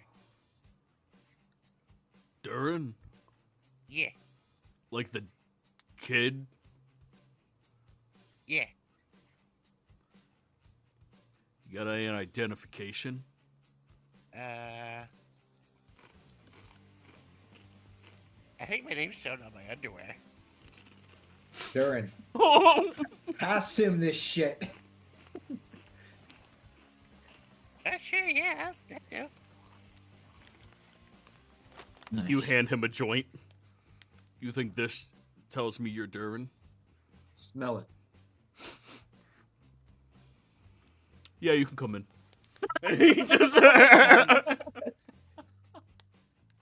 Thank you. As they roll out the fence, you start driving through, and holy shit, dude, there are El Caminos that have water jacuzzi things in the beds. They have a badminton court. And look Yeah, over I did- there. There's a chuck-in hole. A hole for throwing things down. If I didn't know any better, I'd say some of these homes weren't mobile.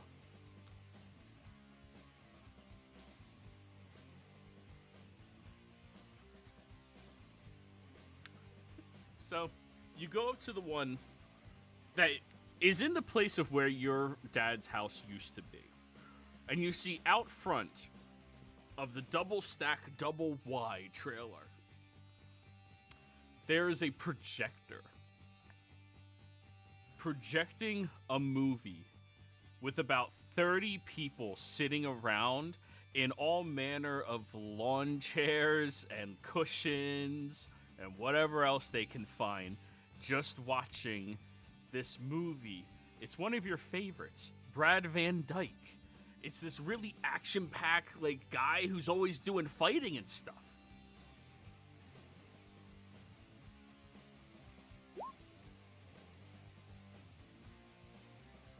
Redneck Cinema. Yes, it is. Roll me a perception check, Durin. Okay, 25. Nice.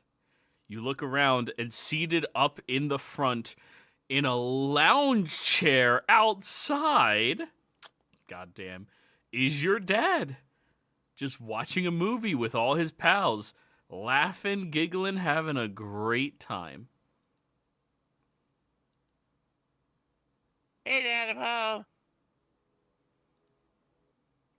Is it this one, I think?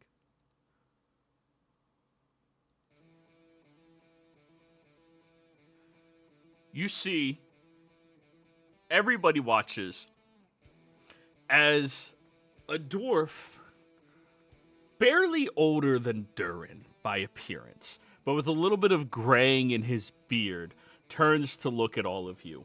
You see the left side of his face has a massive dragon tattoo that goes and bites right over his eye as he turns and looks at all of you, and he smiles with every tooth in his mouth replaced with pure gold teeth. Durin? Yeah. My boy! He jumps up out of his chair and runs after you, picking you up and slamming you onto the ground. Oh, my boy, he's home!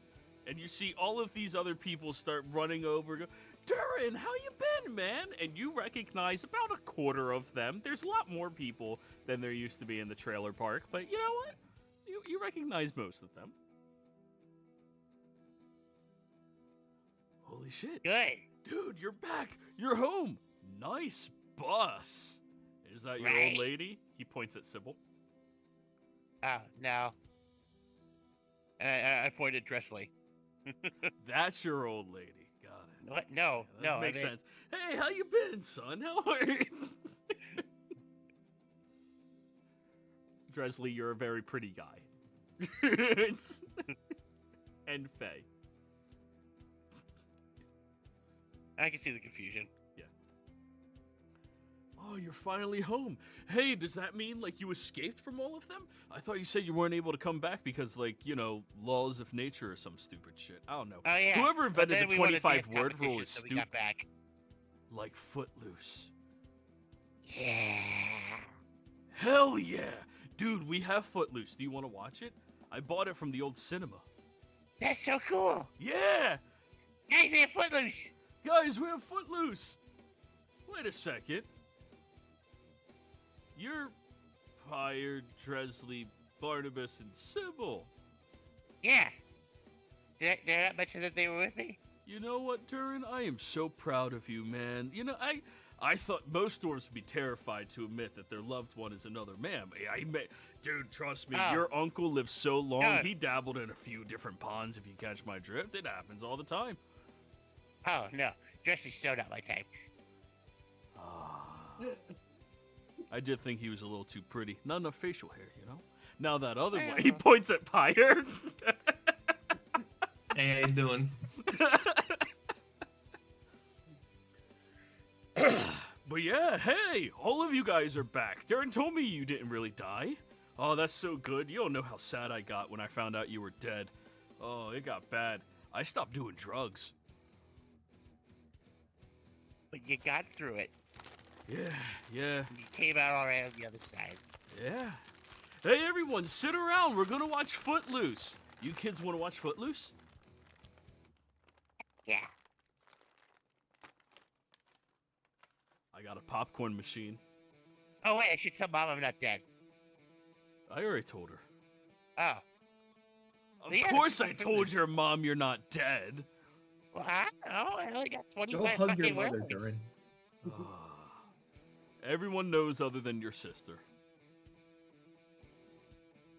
Is, Where's is I'm she home? joking. She knows. No, Okay. she's out on tour. Oh, cool. Taking over the globe, man. Kick ass. Yeah. She's already been to 6 different countries. She's performed at 20 different venues.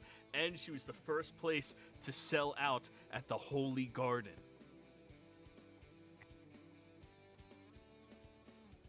Fire? Being from the Bronx, do you know what the Holy Garden is? The what? The Holy Garden is the largest theater in all of the country. I mean, yeah. I mean, it's not that. It's the largest theater, and it's quite easy to find in the Bronx. You kind of just turn a couple corners, and you just sort of find yourself there. No matter where you go, you always find yourself back there. Yeah, she sold it out. Oh, dude, you'd be so proud of her. Like, when you disappeared, she just threw herself into her music, man, and you have no idea. Like, she became so good. She caught that one thing that people say you catch. Prodigy? Is that it? I don't think you can catch Prodigy. You No, can no, be she a caught it. prodigy. She caught it. Yeah. She caught it. Well, good for her. Yeah. But hey, you're back. And Yeah. by the way, I've started looking at the contracts that were sent over to me by your people for what you guys are doing.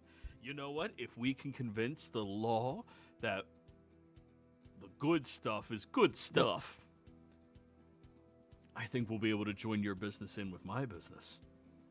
That's the idea. Father-son duo! And he just like rapidly punches your arm and... Damn, Darren, your dad hits hard. What the fuck? And all of you You notice, last time you saw him, he was like chubby, stoner, fat, like just lounging around, sometimes playing the bass, sometimes playing the drums. He's fucking jacked now.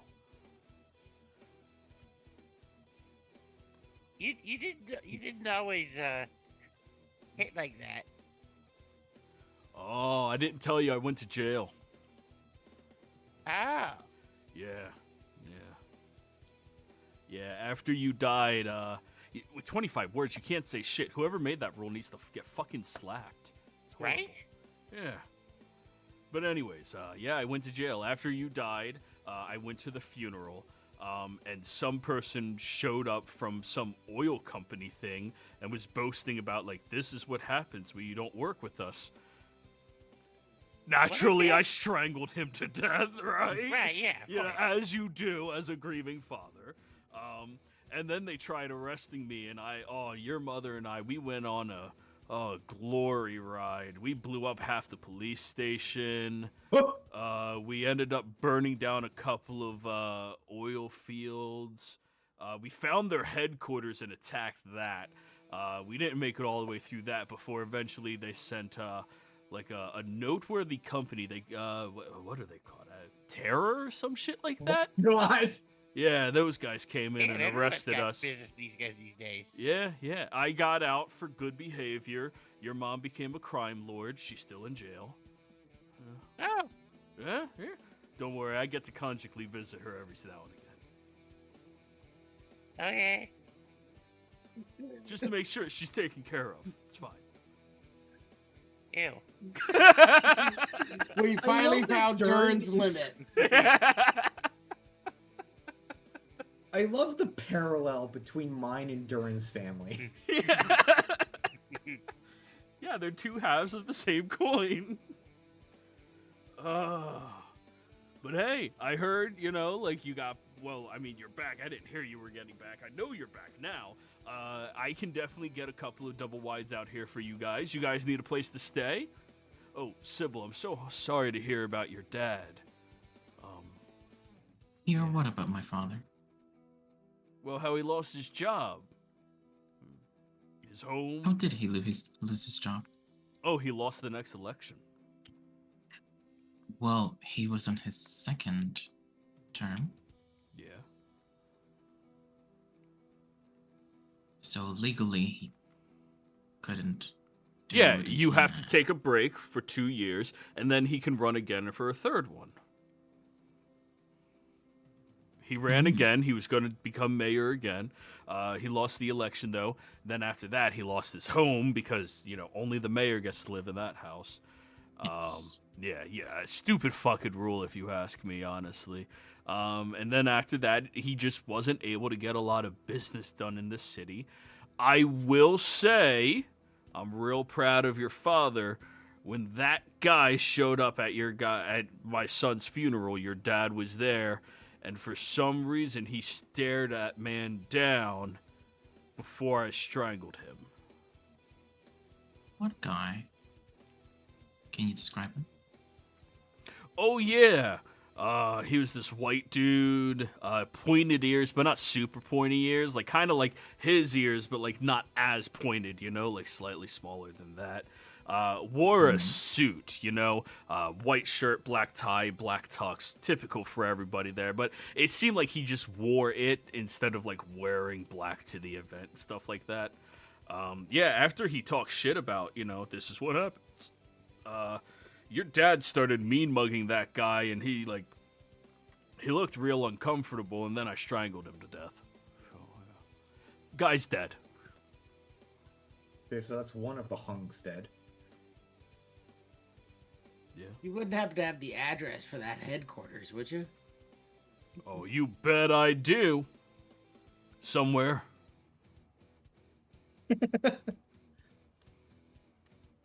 Well, I didn't get rid of it. I'm pretty sure I put it somewhere in the house. Your mom and I, we did kind of like a Bonnie and Clyde type thing. You see those movies? No. We'll watch Bonnie and Clyde after Footloose. Oh, this will be great. Oh, my boy's back. But yeah, right on. Here, guys, come on in, come in. You guys want some Kool-Aid? Kool-Aid? Sure. What Joey, flavor? Purple, red, pink. They have pink flavor now. Joey, I have a question. Yeah. In the 6 years that my group was going after raids against the oil company, what are the chances that we came across them blowing shit up before us? That would have happened before you got yourself positioned and proper to take them out. Gotcha. Okay. Yeah, his was in the moments of grieving, kill. He Bonnie and Gotcha. Clyde. But- Mr. Yeah. Durin's dad. Oh, that's so cute. You can call me by my first name, What is your first name? Durans.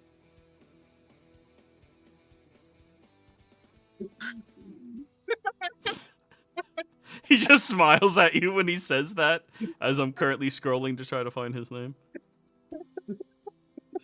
Right. Durin's. sir. Endrin. Endrin. Endrin's my name. We're gonna stick to that. Yeah. Engines. Durin's that. Just call me by my first name, which is Durin's.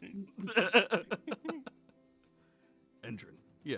Do Endrin. you recall the Gnome Dome? A what? The Gnome Dome, a bar? Oh, yeah. Daughter played there a couple. You guys tried getting her to play there that night that it burnt down, right? Yes. Yeah. Oh, did it we burned do that? down. Oh, Yeah. yeah, we did that. Yeah. Is there anything in its... Wait, you burned it down? No. What? No, who said that? You Not did. Not technically, no. Gildarts burned it down. Listen, Yes. guys, there's no snitches here. Fucking tell me. Oh, okay. But yeah, we totally burned it down. We Hell released yeah. skill darts on it. Okay, yeah, that dude's kind of scary, you know? I drove Yeah. with him with you guys all the way up to the hospital, remember? Oh, yeah, I did do that. Not gonna lie, dude's kind of scary. Like a little bit. Right, though. yes. Is there anything... Did anything replace it? Yeah, it's a burger shack. We mean the under secret. Oh, you're talking about the shady place underneath.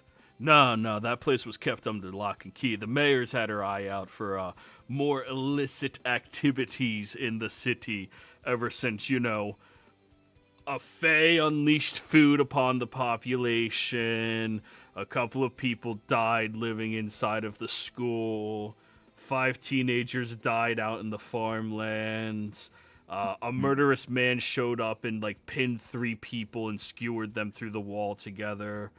Oh, Calvin's still around. Got it. That's what they called. You know, he's still at large.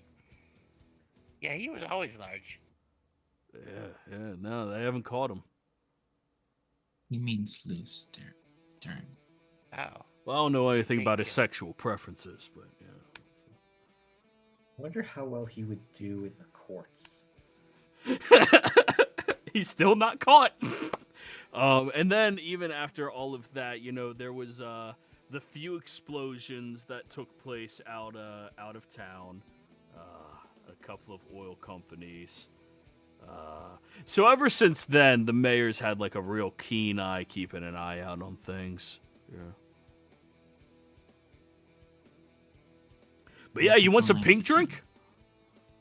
Yeah.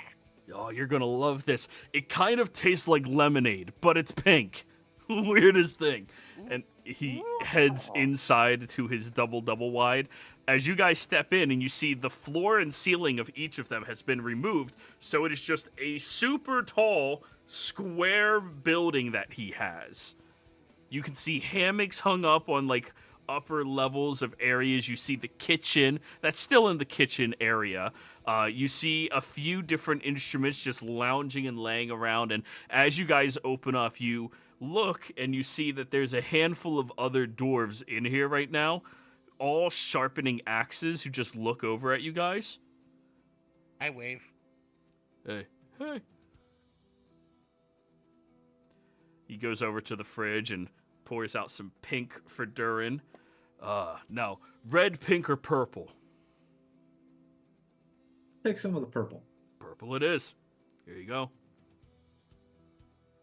You 3? I'm okay, thank you. None of those are flavors, they're colors.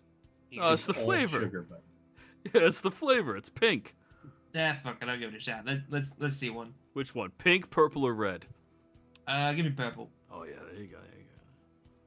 I'll just take water. What? I mean, there's probably water in this. Clear. There's plenty of water in this. Just clear. Just what? Like from the toilet? Do you not have a sink? How do you put the water in this? I just create water. he means the thing that comes from the pipes that you can drink. You have a well or something? Yeah, I haven't used this. And he like turns on the faucets and you hear the as Now it it's begins shooting, and then starts just normal pouring. Never mind. I guess I'll just take purple. Yeah, here you We're just gonna set that to the side. You know what? This is really good, but now I'm thinking, Yeah. what if we combine colors?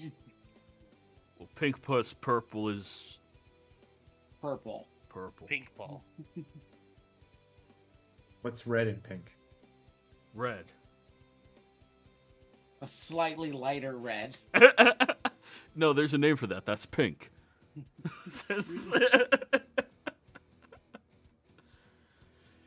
Oh, it's so good to have my boy back. You know what? I'll hit my sister, your sister up. Maybe she can get a private jet and come back home to celebrate. Cool. Yeah, I'm pretty sure she owns one now.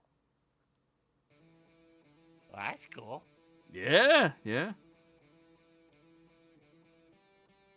Not to interrupt this lovely reunion, but Endrin, Yeah. do you have? We're trying to get in contact with Gildarts. Do you know where he's ended up? Sure. He bought a bar out on 95 and retired. Yeah, done adventuring, done teaching, all that stuff.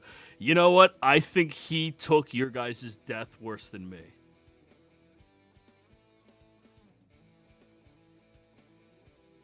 Yeah, I heard Wow, he killed how the many people guidance did he counselor. murder? Yeah, he killed her. Yeah, that was a surprise. Everything I read about that said, like, just out of nowhere, he went into a fit of rage and strangled and killed her. You know? That also might have technically been because of us. She worked for the Hungs. Oh, fuck those guys. You see one of the dwarves, like, pops their head up. Y'all say hungs? In a fuck them context. Yeah. And they go back to sharpening. Don't worry about those guys. They're just here relaxing, laying low. Don't mention them to anyone else, okay? Hey. What crime tattoos do they have? Perception check. Yeah, I'd be interested enough to check. Yeah. Where's that button? 22. 27. They both, like, the only two that you can see are face tattoos of an acorn with a fire ring around it, and the fire ring is facing the acorn. Is that the band's logo? No, that's just the symbol of what you presume is, like, their symbol of their gang. Ah. Yeah, extended family, you know, family asks for a favor about hiding out, you help family. It's just what you do, you know? They want any weed? You guys want any weed? Is it free? Yeah, of course it is. Sure. Yeah, sure, man. Yeah. By the way, show me the cannabis. Yeah. Yeah, and he runs outside with you. Where he Gotta runs. give them some of that phase shit. Yeah, he runs the Sir Quacks a lot and goes, "Holy fuck, that would be some good eating." Do Nah, not touch Sir Quacks a lot. Oh, you named him? You know you're not supposed to name your food, right? Oh no, he rides him. He's not food. He is a noble mounted companion. He just honk. Oh. Very noble. Yeah, the noblest. Oh, He helped us get out of the Feywild. awesome. Oh, that's great. Well, yeah, this is a great bus, really cool. And let me get under the seats. Yeah. Is it a release contraption or just flip up seats? They flip up. You guys watch as he lifts up the cushions, and you guys see dozens of pounds and bricks of marijuana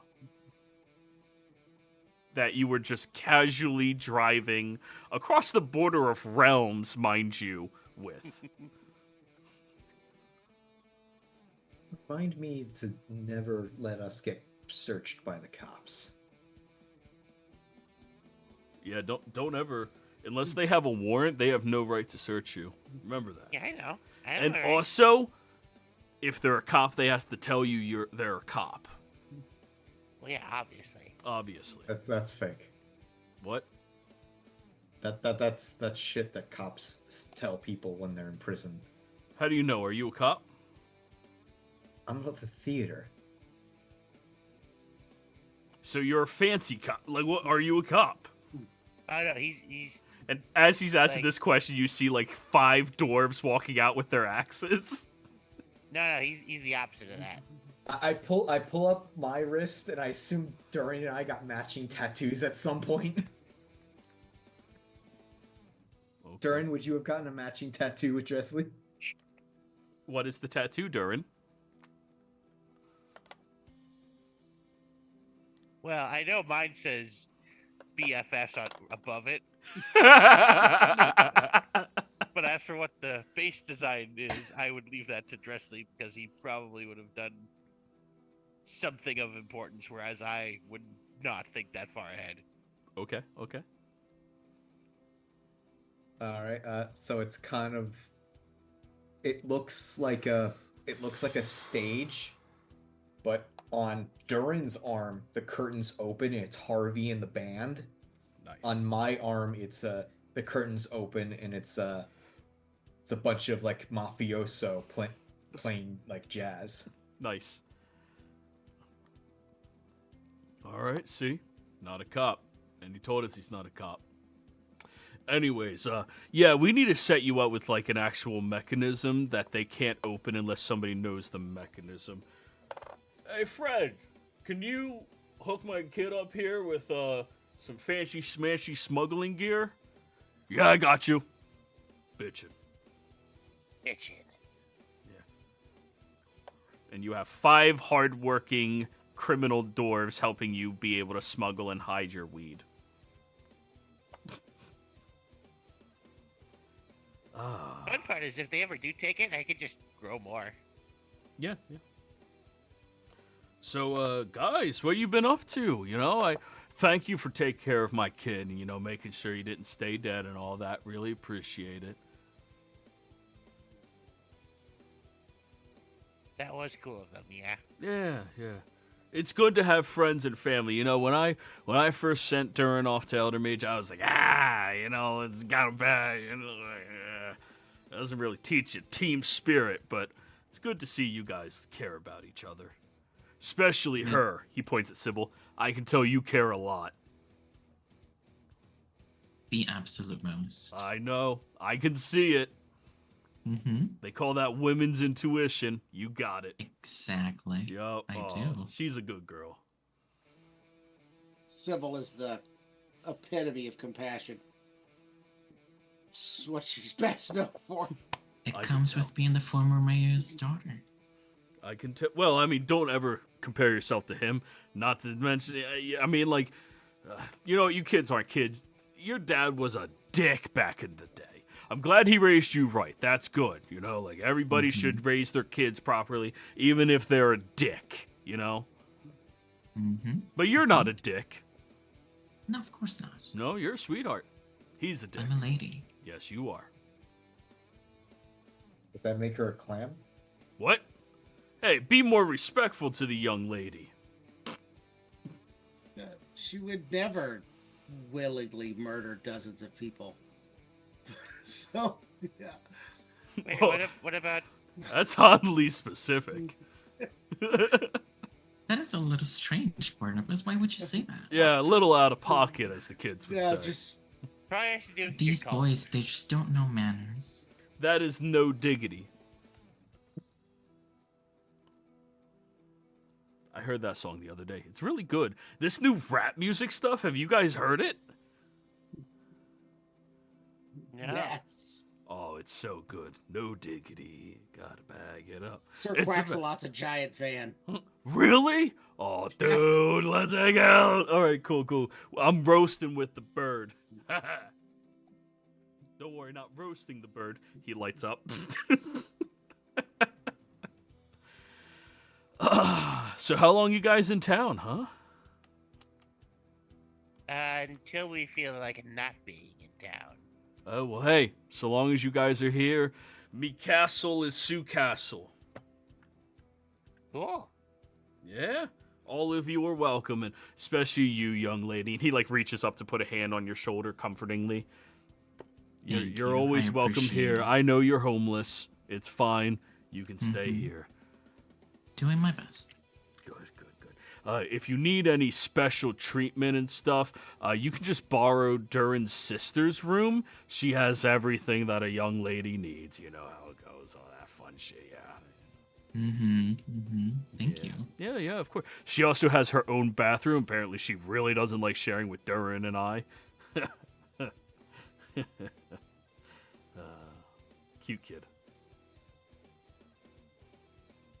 But yeah, Footloose. While the 5 dwarves work, you sit out front watching Footloose. What do you guys want to do? Watch Footloose. All right, Footloose is now over. Wow, what a great movie, guys. You can't believe that is actually nonfiction. Andrin, Yeah. I recently talked to my father. He told me that you guys were all approached by Brandon? No. The guy we blew up. I think. Bernard. Bernard. Bernard. Drillington.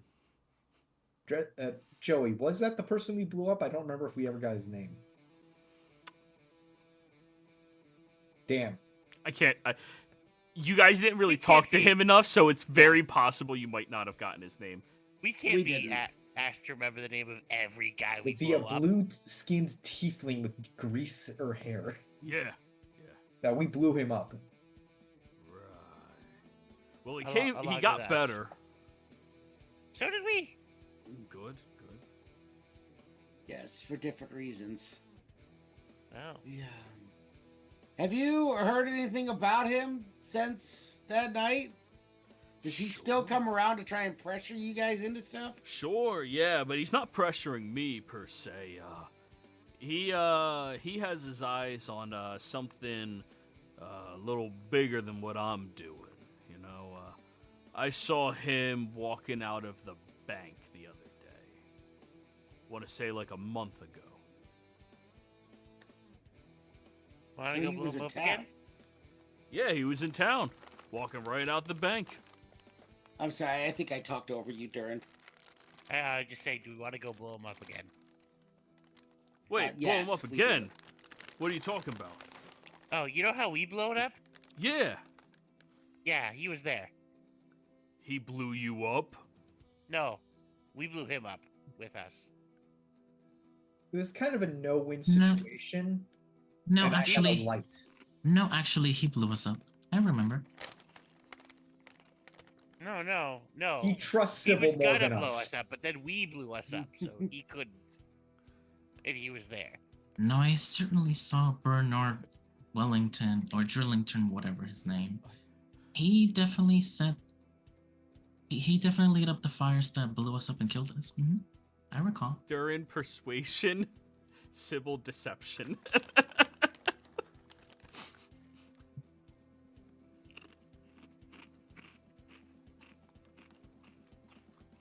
Whoa! Whoa! He's going in favor of his son. Young lady, you don't have to lie about stuff. It's perfectly, it's okay.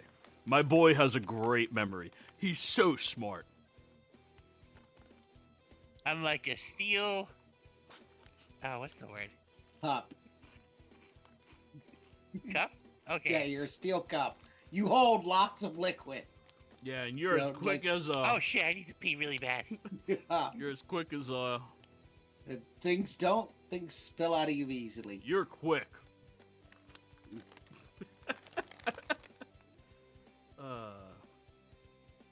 But yeah, I saw him not too long ago.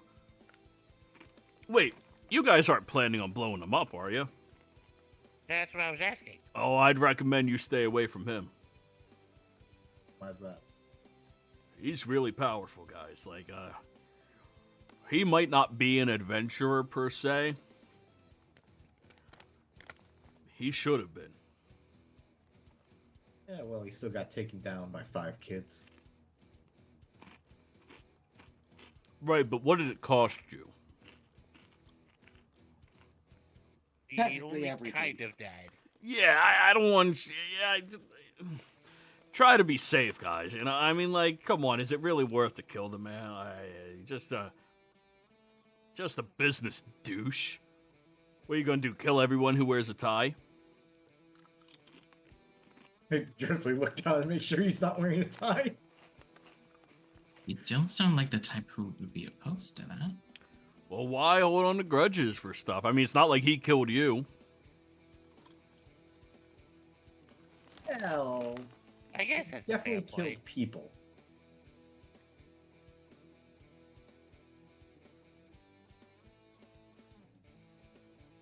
He didn't blow us up, but he did kill me and Dresley, which was the one that which is what caused the explosion. Whoa. Wait, he killed you guys? Yeah, the only reason we took him down with me is because I saw how bad things were going, and I took a lighter. It's like, hey, calm your tits. And then he lit me on fire, and then everything blew up. You did the Dwarven special? The no-win special? He looks at you, Durin. Why'd you teach that to an elf? I wanted to do it, but he just did it anyways. He just That's our move.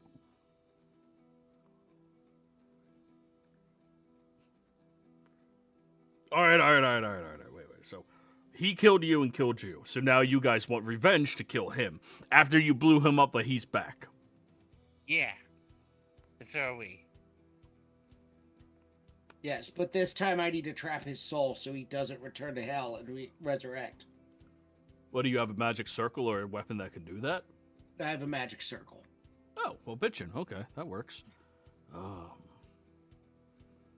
Yeah, if you guys need help, I mean, like, I need you all to be safe. Like, first and foremost, you gotta promise me you're not gonna walk into a situation that's just gonna kill you, right? Like, you're Not gonna be intentionally. No, Durin, this is, you know, I told you there's a few times in your life you have to turn your brain on, right? We Yeah. hate it, but we gotta do it. This is Well, I one of mean, those like- things. I mean, like, we don't know that it's that kind of situation, though. But it is when you're dealing with him, all right? Yeah, okay. I'm not gonna tell you how, but I know this guy. A little bit. I'm just saying, we can't account for everything. No, I get that. I get it. Well, you know, like, you gotta account for enough. Yeah. Within reason, yeah, we agreed to, yeah. No, yeah, that's good enough for me. All right, yeah. Yeah. That's why we're trying to track down Guildarts, finish our adventuring training. Oh, so you guys are trying to get your ED, yeah. License? Technically, I think your aid. Yeah. Oh, who'd we lose? Barnabas. No.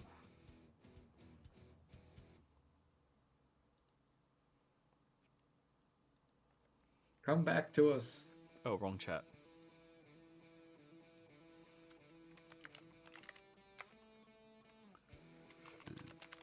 To left. You're back. Tim, you disconnected for a minute. Oh, Yeah, I noticed. I was trying to get on Discord to tell you that I thought I'd lost internet. oh yeah. I was just telling you left. Oh. Thank you. So, fuck, where was I at? EDE. AD. AD. The aid. Yeah. Yeah, your adventuring degree. Yeah. Adventuring degree evaluation? You need to get that? I guess. Yeah, I think we need to in order to legally be able to use everything we can. If I recall, we can get a license without the ADE. Well, you can get an honorary license by somebody who runs a guild. But to have an ADE, you need to be evaluated by somebody who has an official education adventuring degree. Well, we're going to a guy who has guild in his name, so that's probably like Right, but does he have an OAD? you're throwing a lot of letters at us. Really. An official adventuring education degree. Or OAAD, sorry. He was the gym AED. teacher. I doubt he has one, but I'm hoping he can lead us to someone who does. I'm hoping he can lead us to Ochant. OAED. He's gone yeah. off grid as far as from what I've heard. All right. Well, Also, he owes me a car. oh, Where is that? you need your car. Okay, yeah, no problem. Oh, do we still have a shotgun? I don't know. Wait, are you asking about a shotgun? Yeah. Oh, that shit's in fucking pieces. Did the silver? It's the silver gun. The silver gun's gone too. Yeah, Oh, it's okay, that one mundane died still. too. Yeah. Oh, okay. Yeah, pretty much the Gildad shotgun. I mean, mind you, it was in my bag, but my shit tends to not work when I'm not alive. That's unfortunate. Yeah. Perhaps we don't mention that to Gildards. Well, he never knew we had it anyway. Then perhaps we should just make sure that continues to happen. Well, yeah, if you guys need to get to Gildarts, I mean, you know where he's at, right? No. Right off 95. He owns that rinky-dink hole-in-the-wall place. Is it a bar? Yeah. Why am I not surprised? Because of everything about him. The boozy basilisk. That's it, yeah. Do we? I'm both intrigued, but also a little scared to see how he's gonna react to us just walking in after 6 years. What happened to his home by the Whispering Woods Library?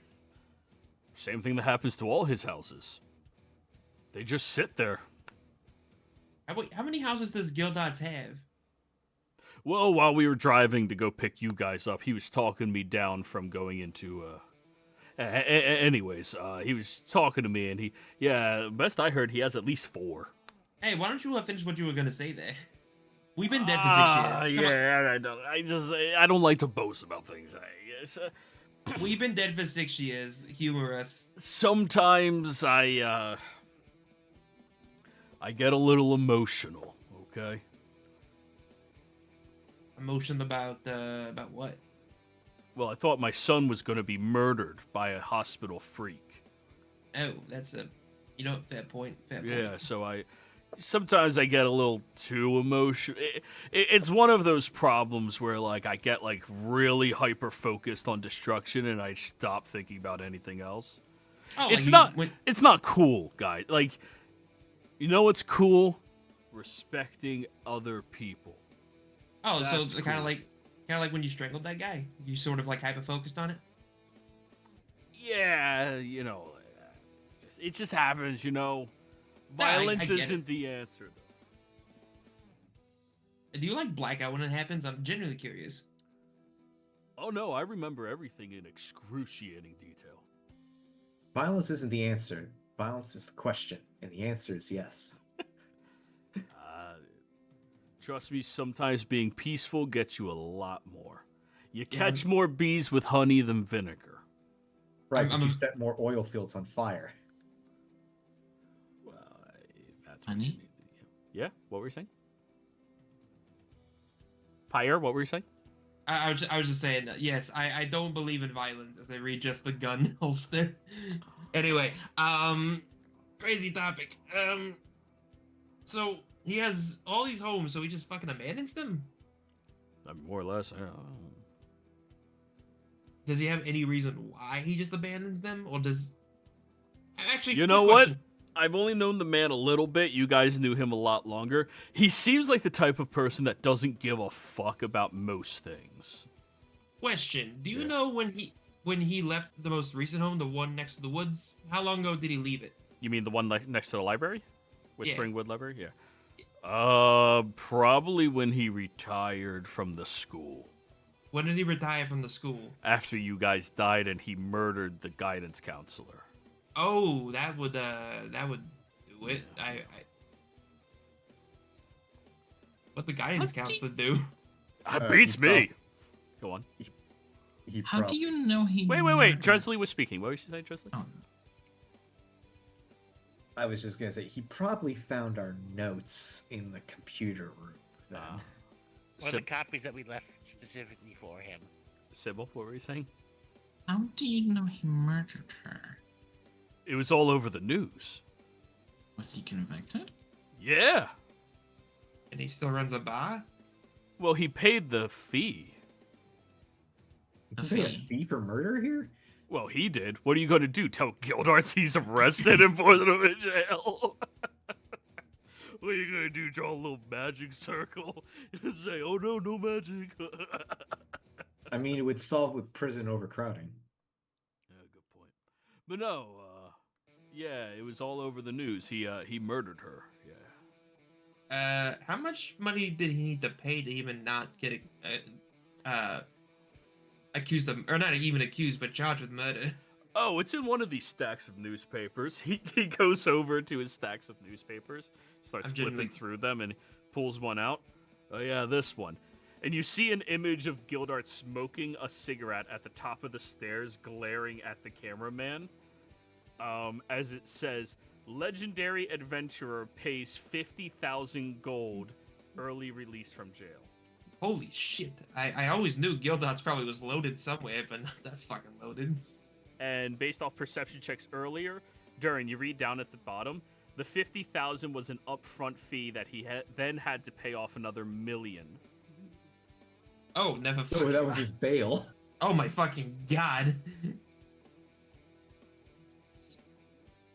I wonder if he's kept putting gold into my bank account. Why would he? He thinks you're dead. Hmm. He's sentimental. He doesn't strike me the sentimental type. He strikes me as the He's a emotionally. guidance counselor for us. He would. That, I feel He's like at it was- least like 2% sentimental. you know what? I'll give you that. I also would probably accustom that to maybe like an emotional outburst. Clearly, you haven't been paying attention when we spoke to Gildarts. I don't even. I like Gildots, but I feel like half the shit he says, unless he's being really serious, just kind of goes from one ear out the other because he's either drunk half the time or just trying to get us to. Well, he was trying to get us to just work ourselves to the fucking ground with workouts. Even though I still do those fucking push-ups every day. God damn it. What Good habits. Ew. do you mean, ew? Sorry, I like to keep up my appearance.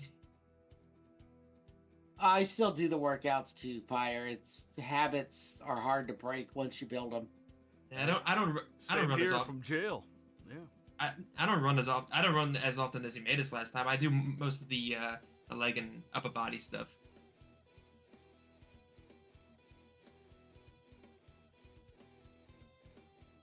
But yeah, he's all the way out there, guys.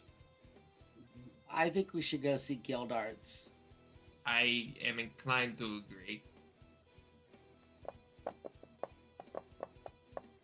There's nothing like ending on a violent reunion. We want to drive out to the middle of the highway bar in the middle of the night. I would And- say. Okay, sorry. Wait a second. You guys have been drinking. I have not been drinking. No. That purple drink in your hand. What do you mean? There's alcohol in that. How much? It's 50-50. What? We've been in the Feywild for 6 years. This ain't nothing. Actually, wait. Do I even like with that much of a drink, which is probably like half at this point? Do I even feel anything? It's like 50% sugar, and then, it's purple drink. It's Kool-Aid. Right, but am I even feeling any effects? No. I mean, Wicked Sugar Rush, but I really think the Feywild probably really fucked up my sensibilities when it comes to alcohol. I don't even drink that much. yeah, I'm like 8 in. Don't worry, Durin's driving. We'll be fine. Oh yeah, he's a dwarf. You're fine. Sybil, do you want to try? No. Just a sip. No, thank you.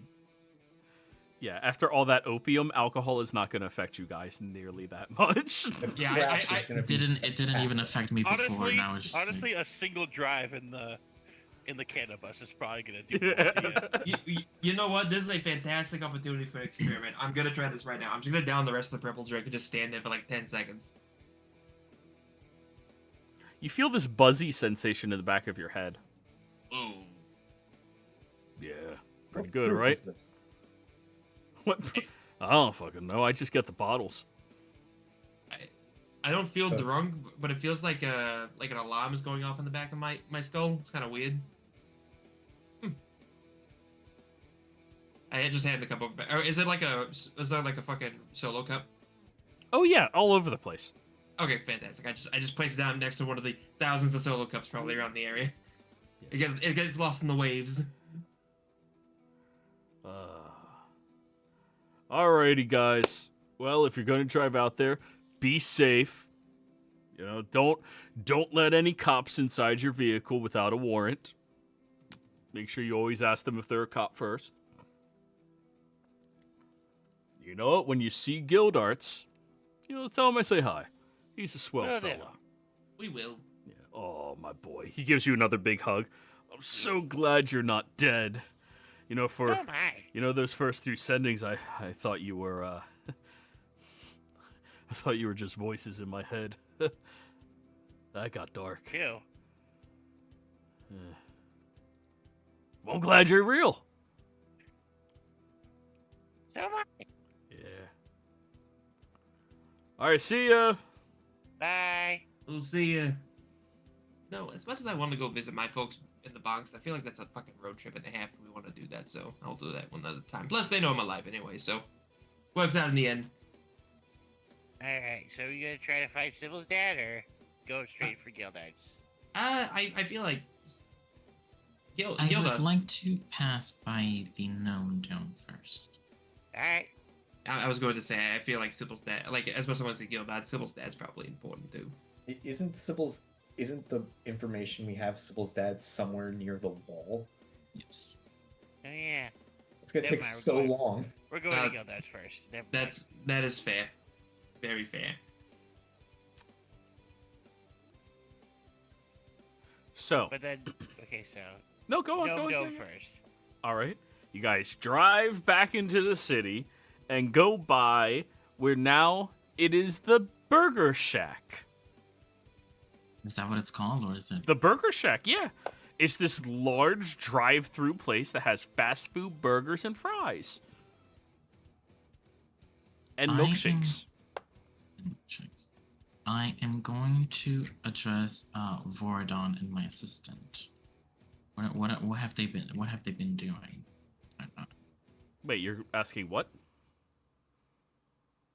I'm going to address Voradon and my assistant, my 2 followers. Oh, yeah, those 2. They've just been sitting in the back of the bus smiling, looking at the material plane. I'm going to go over to them and I'm going to say, Yes, ma'am. Do you see that burger establishment over there? Yeah. Do you want food? No. Underneath that establishment, there is a facility, an underground facility. I want you to find an inn with the people who own the establishment and secure the facility underneath. Whatever it takes. Don't worry, Sybil. I'll do whatever you need. Your hair is so pretty today. Thank you. And he crawls out the back. Both of them go? Yeah, both of them leave. I pull up to the drive-thru. Hey, this is gonna be a long drive, and we haven't eaten since this morning. Hey guys, welcome to the Burger Shack. Tonight we have a deal on our curly fries, where if you buy them, we'll also put in 1 chicken nugget per curly fry purchase.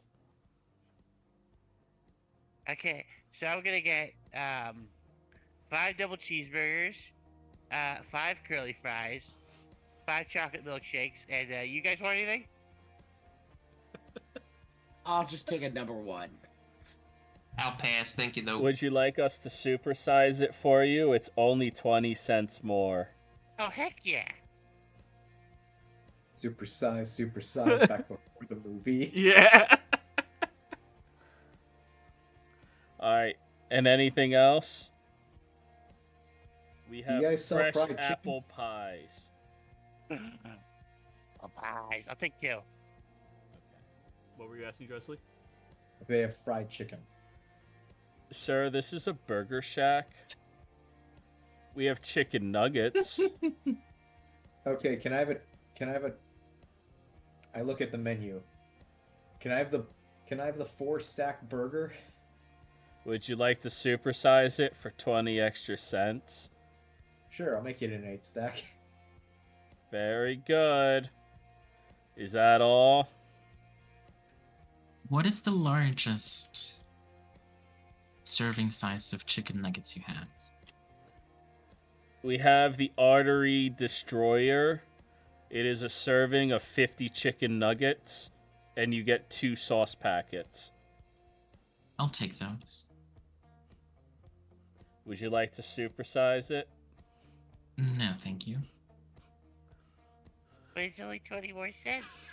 And you get 100 and you get 50 more nuggets.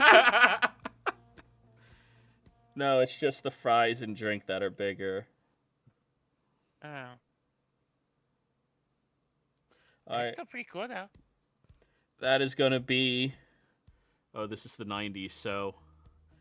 10 gold and 4 silver. Please pull up to the next window. The 90s. Yeah, it would have been about $3.19 for a number 1 combo. Go large would have been about 20 cents. So yeah, it would have been under $4. Yeah, for year 1, I'm 10 Yeah. bucks. Oh no, yeah, plus all his order, yeah. Yeah. You guys pull up and they just start handing you over massive bags as you see this clearly depressed middle or like young man, like early 20s, just handing you food. Thank you for choosing the Burger Shack. Make sure to have a shackadelic day. Durin, this poor soul needs guidance. Let's give him a Sprite. Okay. Let's do it. We're not Alright. allowed to accept gratuities. No, it's a drink. Oh. And I hand him a can.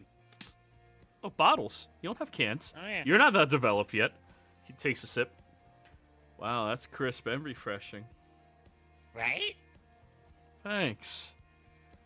Here, have more sauce packets, and he just hands you a bag of sauce packets. Sprite is magic. Yes, it is. So, The word will spread. sprites are taking over this world. I can't wait for that arc. So, you guys start driving down the highway, listening to the radio and enjoying all of the sights. You point out all of these various locations that once upon a time ago you had enjoyed in your youths and younger years. You see these flowing plains of green, the gorgeous trees all around you, all manners of small little shops around the places that just pings memories for many of you here. Eventually, while driving, you pull up out front of Gildarts' bar. And as you look at it, it is a cruddy, run-down looking place.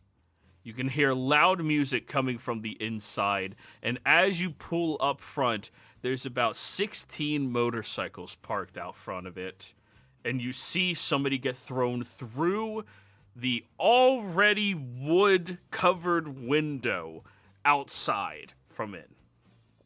Well, good. We found the right place.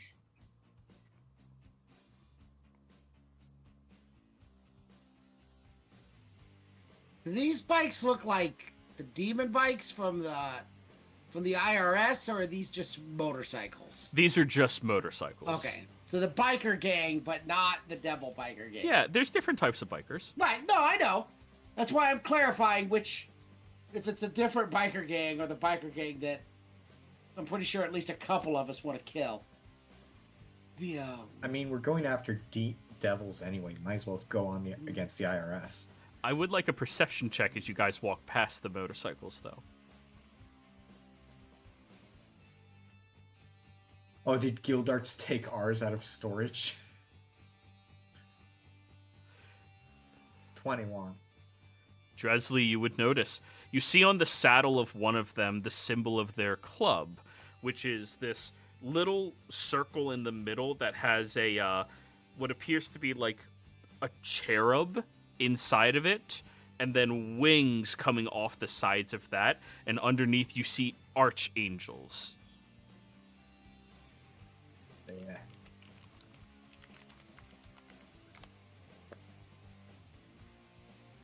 Oh, is this? I'm guessing they work security for Woodstock. You open up the front I was door, gonna guess McDonald's.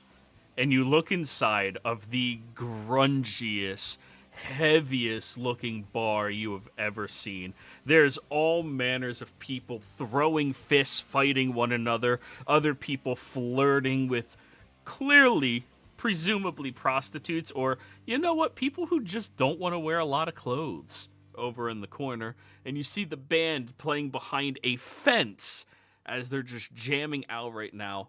And you all look over towards the bar, where there is one man currently popping drinks, smoking a cigarette. And as he is sitting there, his knuckles are already bloodied with somebody else's blood as he is tossing out drinks, and you recognize Gildarts right now. A little older, you can see crow's feet starting to stick to the edges of his eyes. His perfectly chiseled physique has pushed slightly closer to the dad bod look. His stomach pushed out, but his arms still always as jacked as they were, as he is pushing drinks, helping people. And you see this one guy who seems to pull out a knife on someone, and Gildarts takes the knife and stabs him in the hand, pinning him to the bar as he looks up. You owe me a car. And I can't imagine a better place to leave off the session than there. Oh, you guys found him. You ready for the next emotional encounter? He's gonna kick our asses. Oh, he's gonna cry, dude. He's gonna bawl his eyes out. All right, guys. Thank you for playing. We'll see you next time.